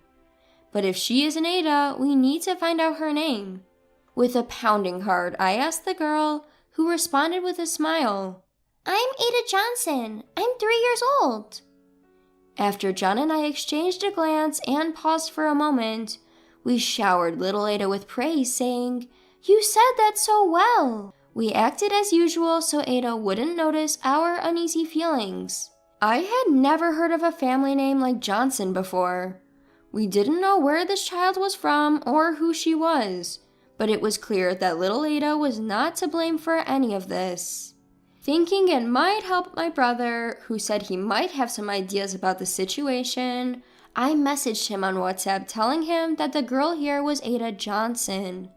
His only response was, "Got it, thanks." Then, after noon, My brother arrived at our home with a certain individual. "Sorry to trouble you, but there is something I want to talk about when Rachel comes to pick up Ada. So can we wait here?" he asked, and I gladly agreed, because I didn't feel like forgiving Rachel, who had betrayed my brother. As the evening passed and night came, Rachel arrived at our house, staggering drunk. "I'm home! Ada, I came to pick you up." Unaware of the storm that was about to break, I greeted the nonchalantly returning Rachel with a plastered smile. "Welcome home, Rachel. You seem really drunk. How about a glass of water?" "That would be nice. Is this your way of apologizing for the nonsense you said this morning?" When the cheery Rachel entered the living room, Ada was happily playing on a woman's lap. Rachel looked blankly at that woman who was glaring at her. "Who is that? Did you hire a babysitter?" "Nice to meet you. I'm Katie Johnson, Ada's mother." "What?" Rachel was so surprised that she couldn't even take the glass of water I offered her. Staggering backward, she bumped into a corner and fell over. As I looked down at the gracelessly sprawled Rachel without offering any help, I heard my brother's voice from the entrance. "I've brought him." "Why is Chris here too?" Rachel, still on the floor, exclaimed as my brother dragged in a man with gaudy colored hair. Rachel turned pale at the sight of the man, and the man turned pale upon seeing Katie. My brother instructed Rachel and the unfamiliar man to sit down next to each other. Even though they weren't told to, they both tried to sit up straight. But their backs were not straight, and both looked troubled as their eyes darted around. Because it was not appropriate to expose such a conflict to a child, John, who had been playing with Ada in the next room, took her out. Once everybody was all there, my brother took control of the situation, looking down at Rachel and the man. "I never imagined that my close friend would cheat on me with my wife. Isn't that right, Noah?" A man named Noah was reportedly an underclassman from Chris's high school days. Noah, who still keeps in touch, used to occasionally visit Chris's house. Chris had always been bothered by the way Noah looked at Rachel. "I thought if Rachel was going to cheat, it'd be with you, but I can't believe it's really you. And you come to leave your own child with my sister and brother-in-law. What the hell is that about, huh?" Chris used to be a well-known troublemaker in their small town in Nebraska. Now he's a corporate employee, having mellowed out, but his old self resurfaces when he confronts Noah. At the terrifying inquiry of Chris, Noah let out a pathetic scream, "Oh no!" before answering in a trembling voice. "Rachel was the one who seduced me. She came all the way to my hair salon and asked for me specifically. She approached me saying she liked me." Hold on. You're blaming it all on me? You were totally into it, Noah. Who cares who started it, you idiots? What you two need to do first is apologize. On Chris's sound point, Rachel and Noah started to apologize. Or so I thought. But it turned out that there was no way Noah, who could calmly entrust his daughter to strangers, had a normal train of thought. Noah, pointing at the crying Katie, raised his voice. "This is all her fault. She hardly pays me any attention, so I got lonely and cheated. If you're going to blame someone, blame Katie." "Don't screw around!" Katie, who screamed out suddenly, made Noah jump. When Chris brought her over, she was quietly elegant. "I never thought my husband would be leaving Ada with strangers while I'm at work. I'm truly sorry." The fury of Katie, who had always been so humble, was incredible. "What do you mean you cheated because you were lonely? Do you have no self-control? I can't believe you left Ada with strangers. Why did you do such a thing?" "That's also because Rachel said her sister-in-law couple are childless shut-ins with nothing but time on their hands, so they're a convenient place too." "We may not have children, but we work from home. We're not handymen." I told Rachel this morning too. We're troubled. We never thought you were deceiving us into caring for your mistress's child as if it was your own child. "But there's nothing wrong with that, right? It might be inevitable that I'm blamed for cheating, but I just taught a childless couple what it's like to have children. What? The voice that slipped out, quite deep like Chris's. And I looked down at Rachel, who was similar to her lover, let out a pathetic, "Oh no," and yelled.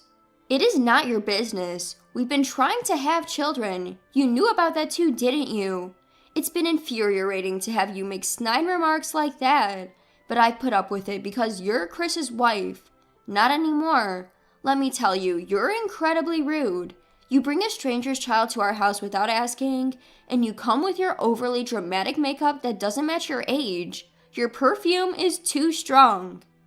When I spilled what I had been thinking all along, Rachel turned bright red, but she must have realized that she was no longer in a position to argue back. She bit her lip and said nothing. After that, Rachel and Noah were thoroughly scolded by Chris and Katie. Naturally, both couples ended up getting divorced, and they had to pay hefty educational expenses. Chris spread the word to his friends in Nebraska about Noah cheating with Rachel, and the rumor reached Noah's local hair salon. Noah, who had become the talk of the town, ended up getting fired. Rachel, who had been a housewife, was trying to find a job, but she had no work experience since she became a housewife right after graduating from college. As expected, her job search has been tough. Because her parents found out about her cheating, she was disowned and is now eking out a living through the odd jobs she manages to find. Both Rachel and Noah lost their jobs and families due to their infidelity and found themselves in a pitiful state.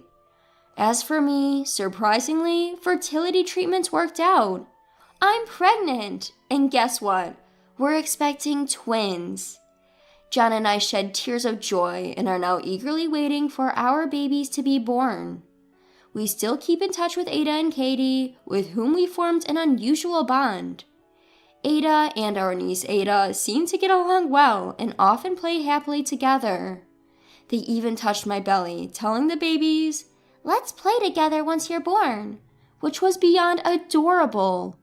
Though my brother Chris and Katie were betrayed by their partners, they have resolved to raise their children as single parents. For them, John and I would not hesitate to help with raising the children.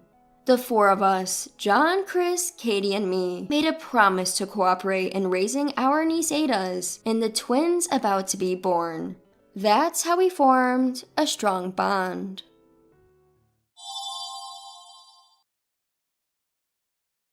My name is Melissa. My husband Paul is a light novel writer and a freelancer who handles various writing-related jobs. I support him as a secretary in his private office. I was working with my husband as usual. Oh, it's 3 p.m. I wonder if I can take a break. Contrary to my wishes, the sound of the front door opening with a thud echoes throughout the room. Both Paul and I pull a grim face. "Paul, tea!" The one who opens the living room door with a bang is Paul's older sister, Donna. She's supposed to be living at her parents' house, yet for some reason, she comes over every day at 3 p.m., drinks tea, gobbles up all the snacks we've received as gifts, and then goes home. Again, I'm in the middle of work. It's fine, right? I want my tea. Are you serious? This is getting on my nerves. Who are you talking to like that? Donna slams herself down on the couch and crosses her legs. As usual, she digs into the snacks we have on hand and starts crunching away loudly. Tea, quick! It's really unbelievable. Donna, so presumptuous and arrogant, as if she thinks the world revolves around her. She's a live streamer, or so she claims, but in reality, I don't know how much she actually earns or anything detailed like that. She also says she works from home too. Hey you, you're my sister-in-law, make me some tea. This woman is trying to treat me like a maid. And because of this, Donna gets admonished by my in-laws, but it only stops at that moment. This attitude has been the same since I started dating Paul back in high school, so to me it's not a big deal. Do it yourself. Huh?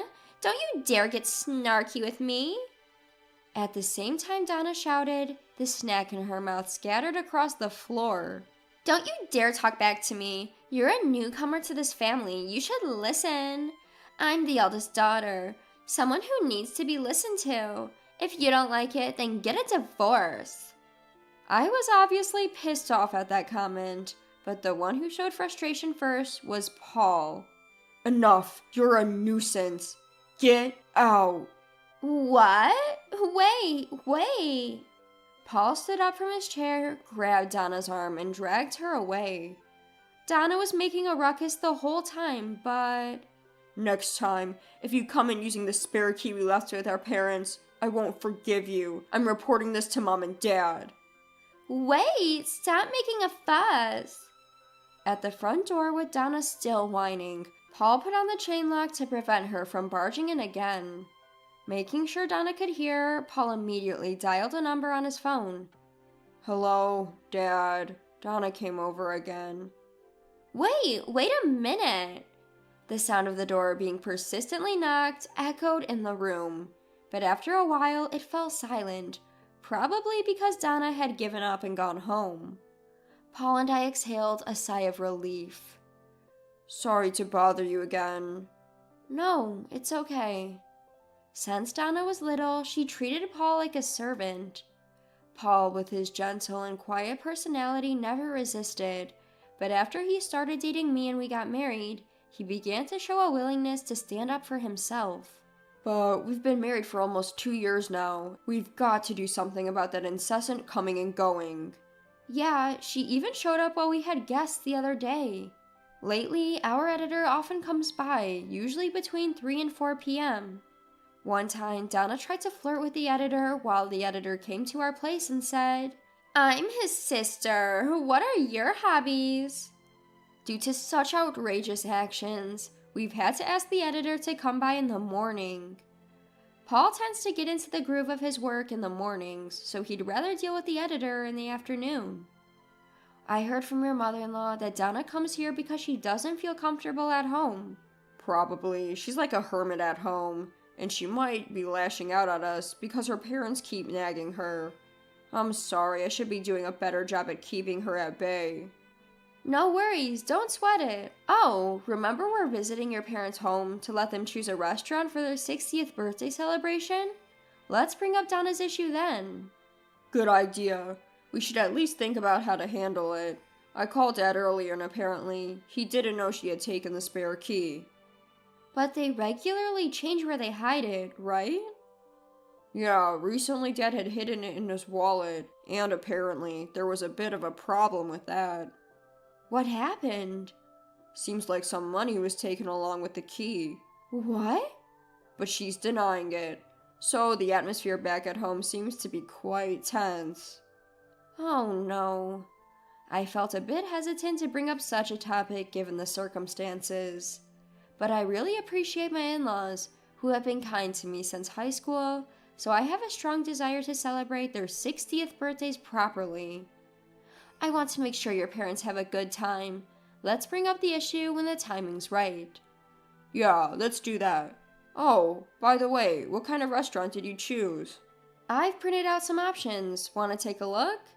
Okay, let's see them.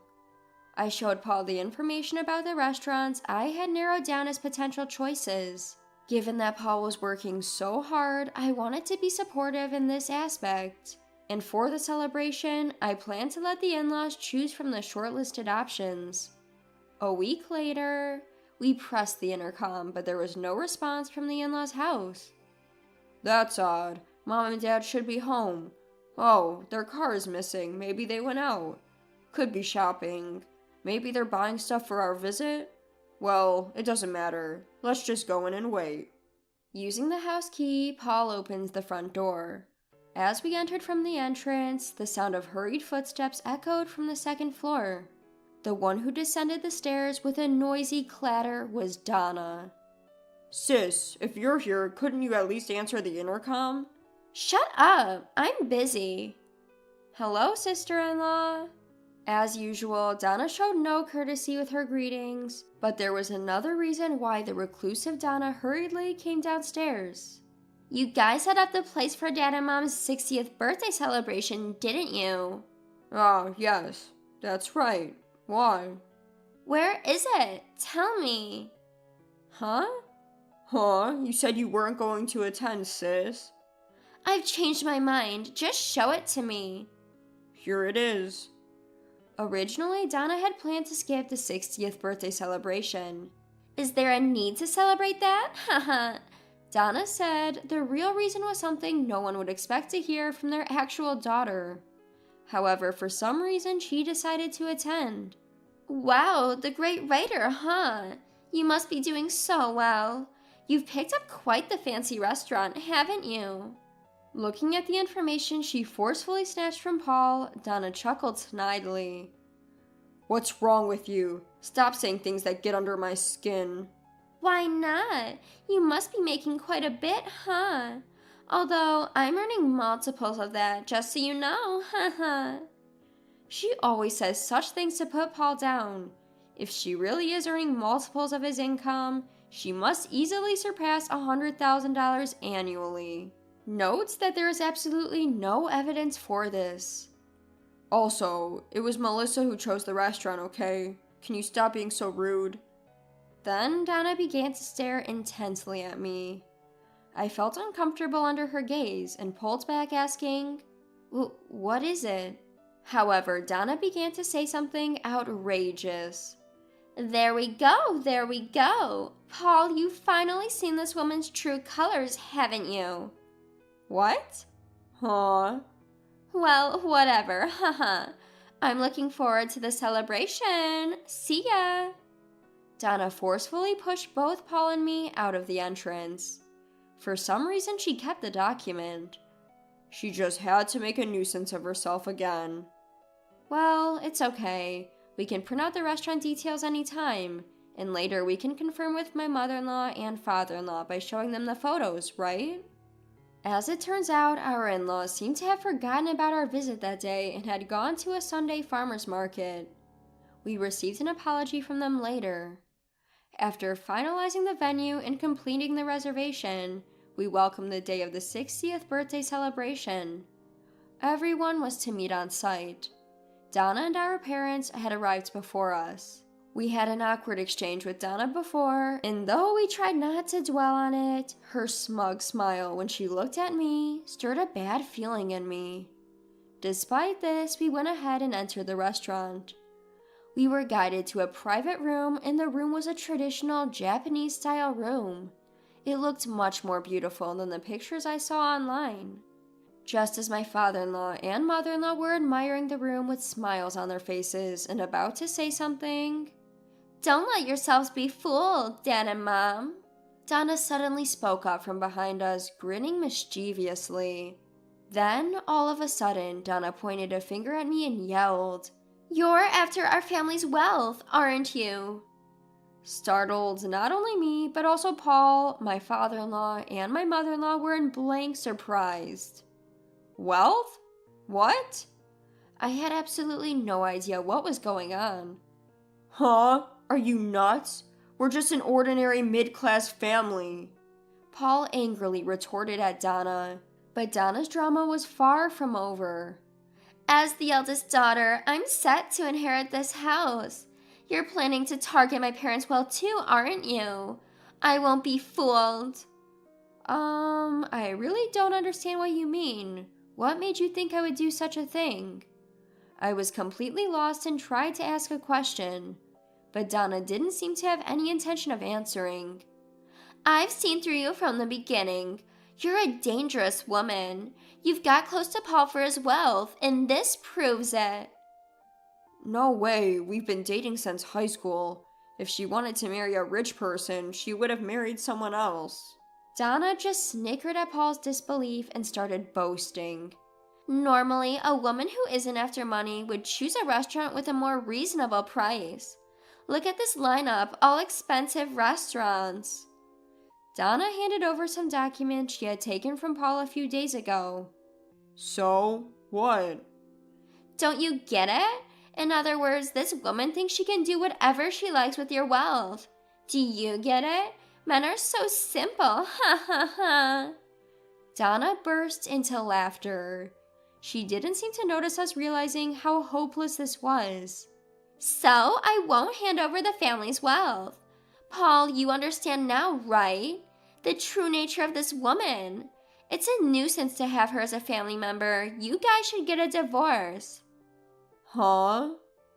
This is an order from your eldest sister. For the peace and security of our house, you should get a divorce. So get out now. Don't ever come near my parents again. Donna came at me yelling. That's when Paul stepped in between Donna and me. What the hell are you talking about? Apologize to Melissa right now. Wait, Dad. What's all this about money? Ridiculous. Melissa has been helping us set up our 60th birthday celebration. You should be helping too. Instead, you're doing something stupid. No, Dad, look at this. Donna, flustered, hastily handed the documents to her father. My father-in-law skimmed through the material. If you look, you'll understand. She's chosen incredibly expensive places.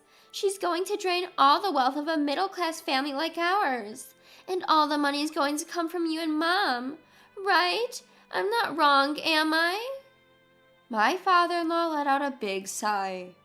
Of course, I, Paul, and my mother-in-law were at a loss for words. What?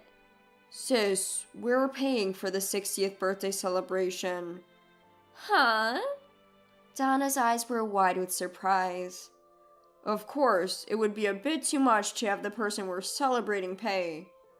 Wait. So this woman is still spending Paul's money however she pleases. Look, I was right all along.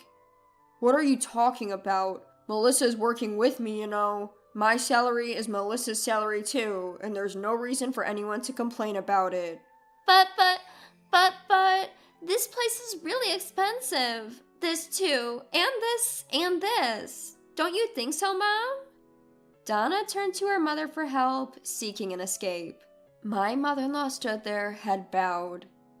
Right? Don't you think so? You understand, don't you, Mom? Listen, all these places on the list are filled with memories of your father and me. What? Donna was stunned. Melissa specifically asked us about it. She wanted to know about the places where we had our memories. And from there, she said she'd find a nice course meal for us. No way. The disrespectful things you've been saying, it's really shameful. My mother-in-law's voice was trembling. Donna was finally realizing her conjectures and inferences were incorrect, but it was already too late to rectify her mistakes, a fact she was about to become painfully aware of. You've really messed up. You don't need to stay with us anymore. Go home. Wait a minute, Dad. Why are you being so harsh? I'm your daughter. You can't just kick me out. But you were originally planning on not showing up, weren't you? Don't worry about the cancellation fee. I'll take care of it. Wait. It seems we raised you wrong. We let you have your way as a daughter, but now we've reached our limit. Leave the house. It's for the best. Don't make decisions without consulting me. Mom, what do you have to say? I agree. What do Paul and Melissa think? My mother-in-law's smiling face was terrifying as she spoke cheerfully. Donna looked at us with teary eyes as if begging for help, but I was told by your older sister not to get involved before. No, that was about my parents. Oh, is that so? Then I'll keep my distance. Please leave. You, this insolent sister-in-law. Donna tried to grab me, but my father-in-law stepped between Donna and me. Go home. My father-in-law glared at Donna and said in a low voice. Donna looked at my father-in-law's face, shrank back, and quickly left the restaurant. After that, we celebrated my in-laws' 60th birthdays and enjoyed our meal. When we got home, it seemed that Donna had been sulking at the house, but my father-in-law reiterated that she should leave. Donna cried and made a scene, so we started considering sending her to a rehab facility. I'm not sick. She spat out these words and disappeared somewhere. According to rumor, she found a job with dormitory, but she couldn't hold on to it and was constantly changing jobs and addresses.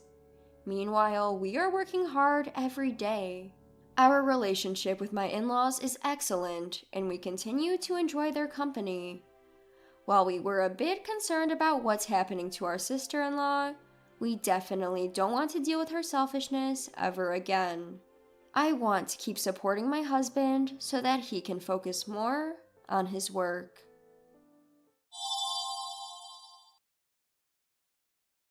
I have a mother who lives alone. Contemplating her circumstances, I approached my husband about the idea of living closer to my mother's house. However, he flatly retorted, "We are not living near your mother's house. We should live with my parents instead." I was shocked. He just disregarded my feelings and tried to impose his will. With a deep sense of frustration, I decided to take matters into my own hands. My name is Isabella. I'm 30 years old. I live with my husband, Mark, and our 2-month-old son, Chris. Mark and I work at the same company.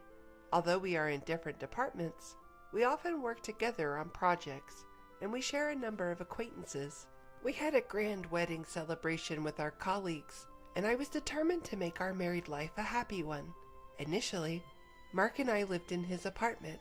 However, as it was quite cramped, we decided to move. We wanted to have a child eventually, so we agreed to move into a larger apartment and consider buying a house later on.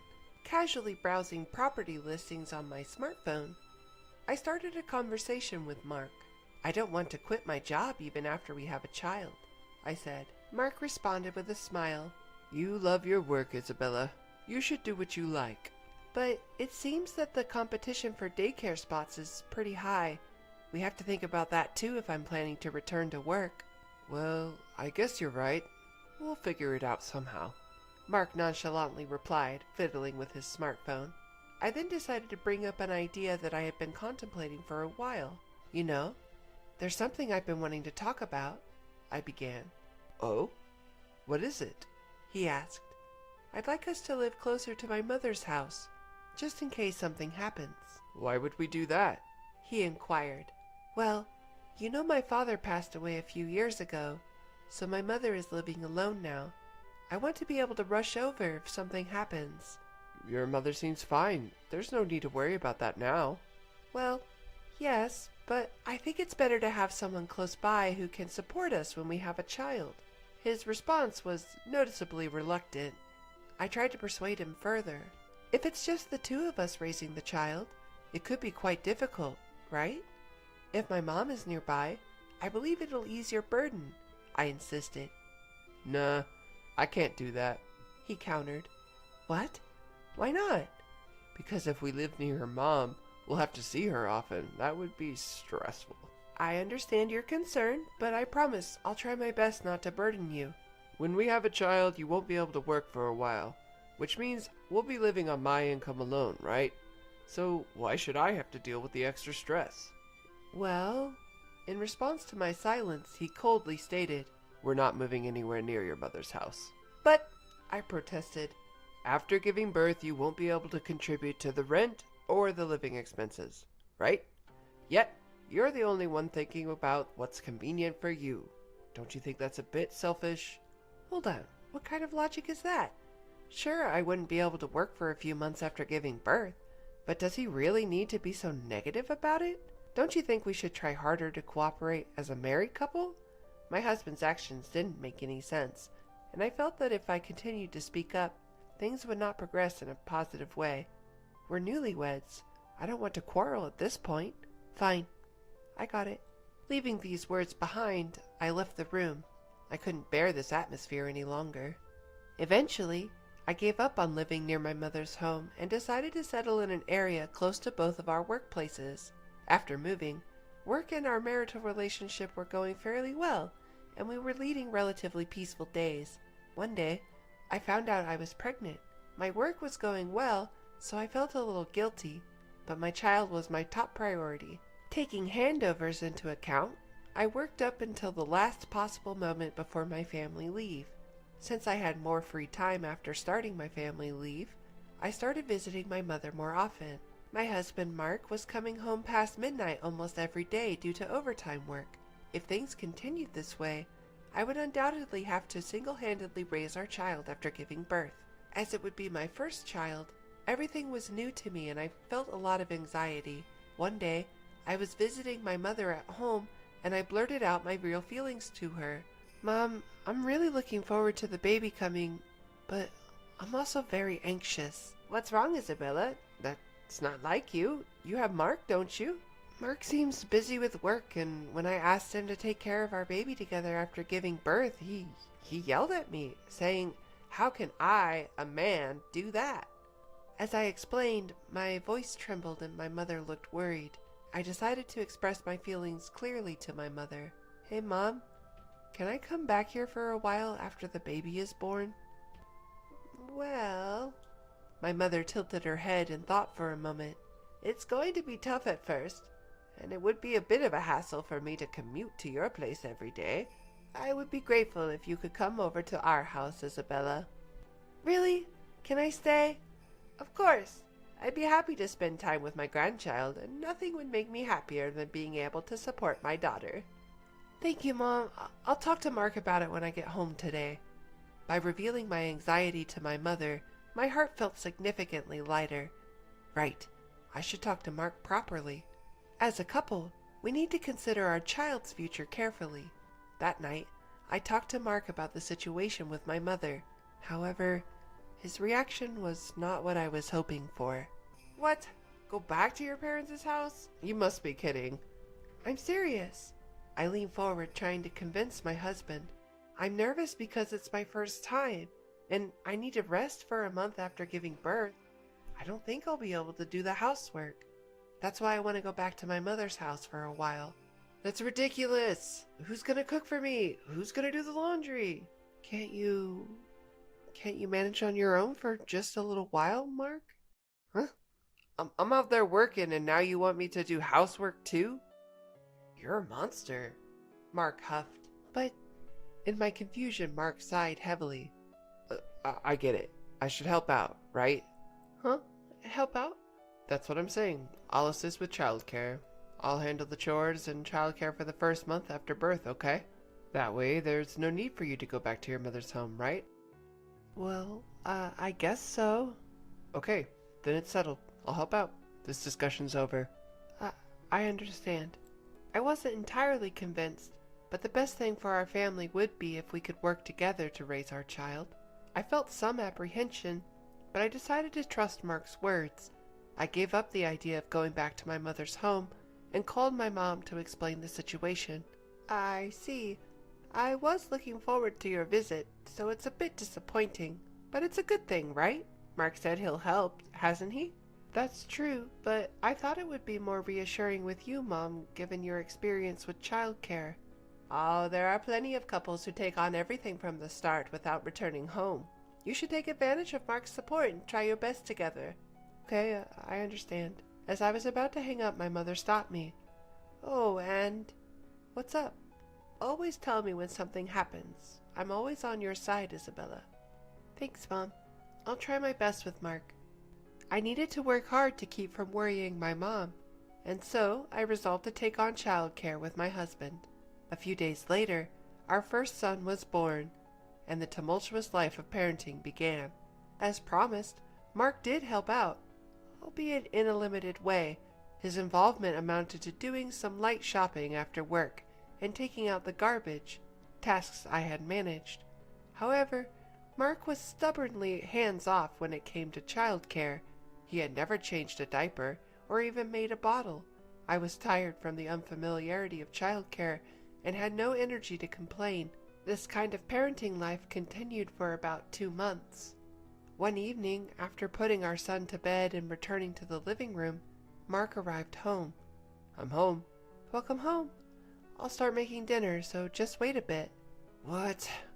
At least keep something ready to heat up. You're not good at managing things, are you?" "Well, what can I do? Our little Chris just fell asleep."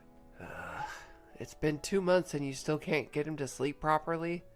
Never mind. I'll go take a bath first. Have dinner ready by the time I'm out." With that, Mark left the room. What was that about? Who does he think he is? Why does he demand perfection from me when he doesn't contribute to childcare at all? My irritation built, and I wanted to throw something, but I couldn't wake up Chris, who had just fallen asleep.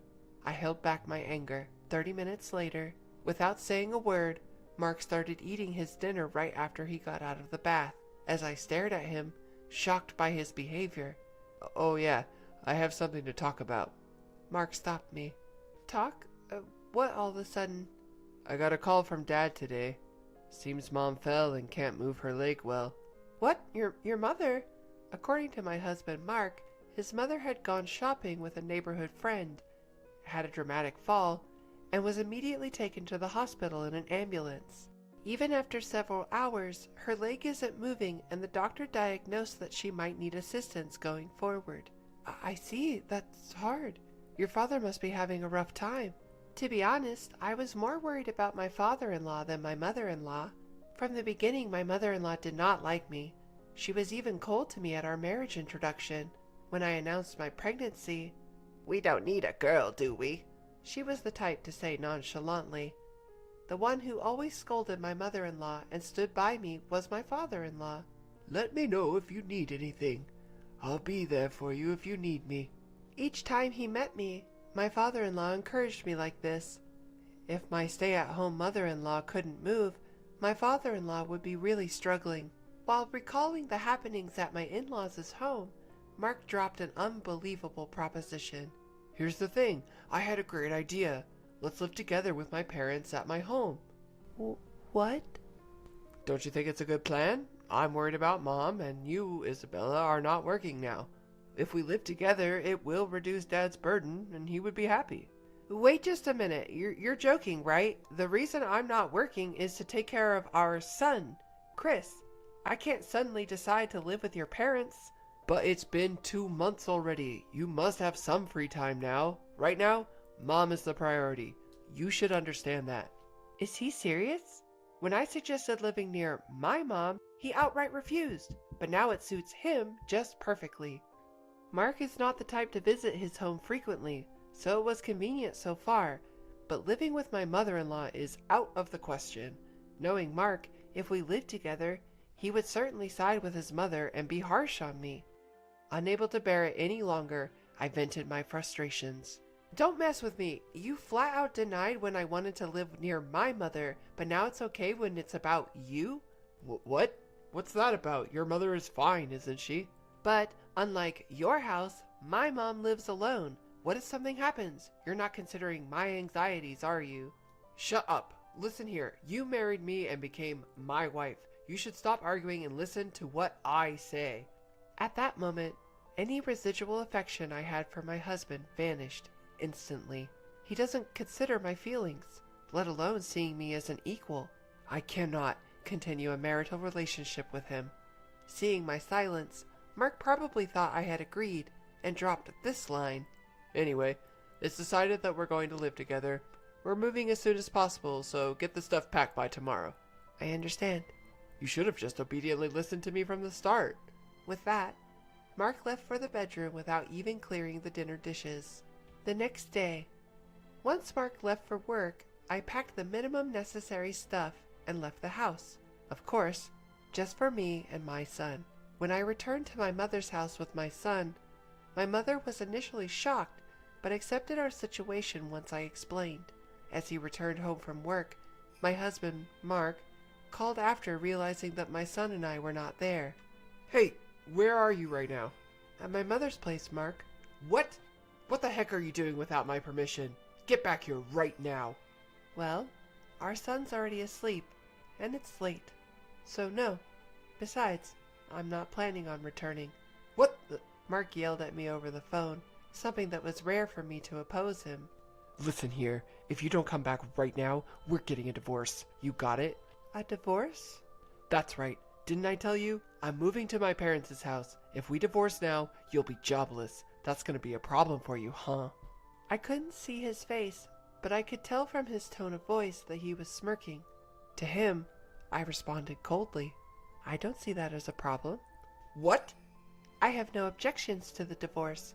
So please, send the divorce papers to the court." What are you saying? You're the one who's going to be in trouble if we get a divorce."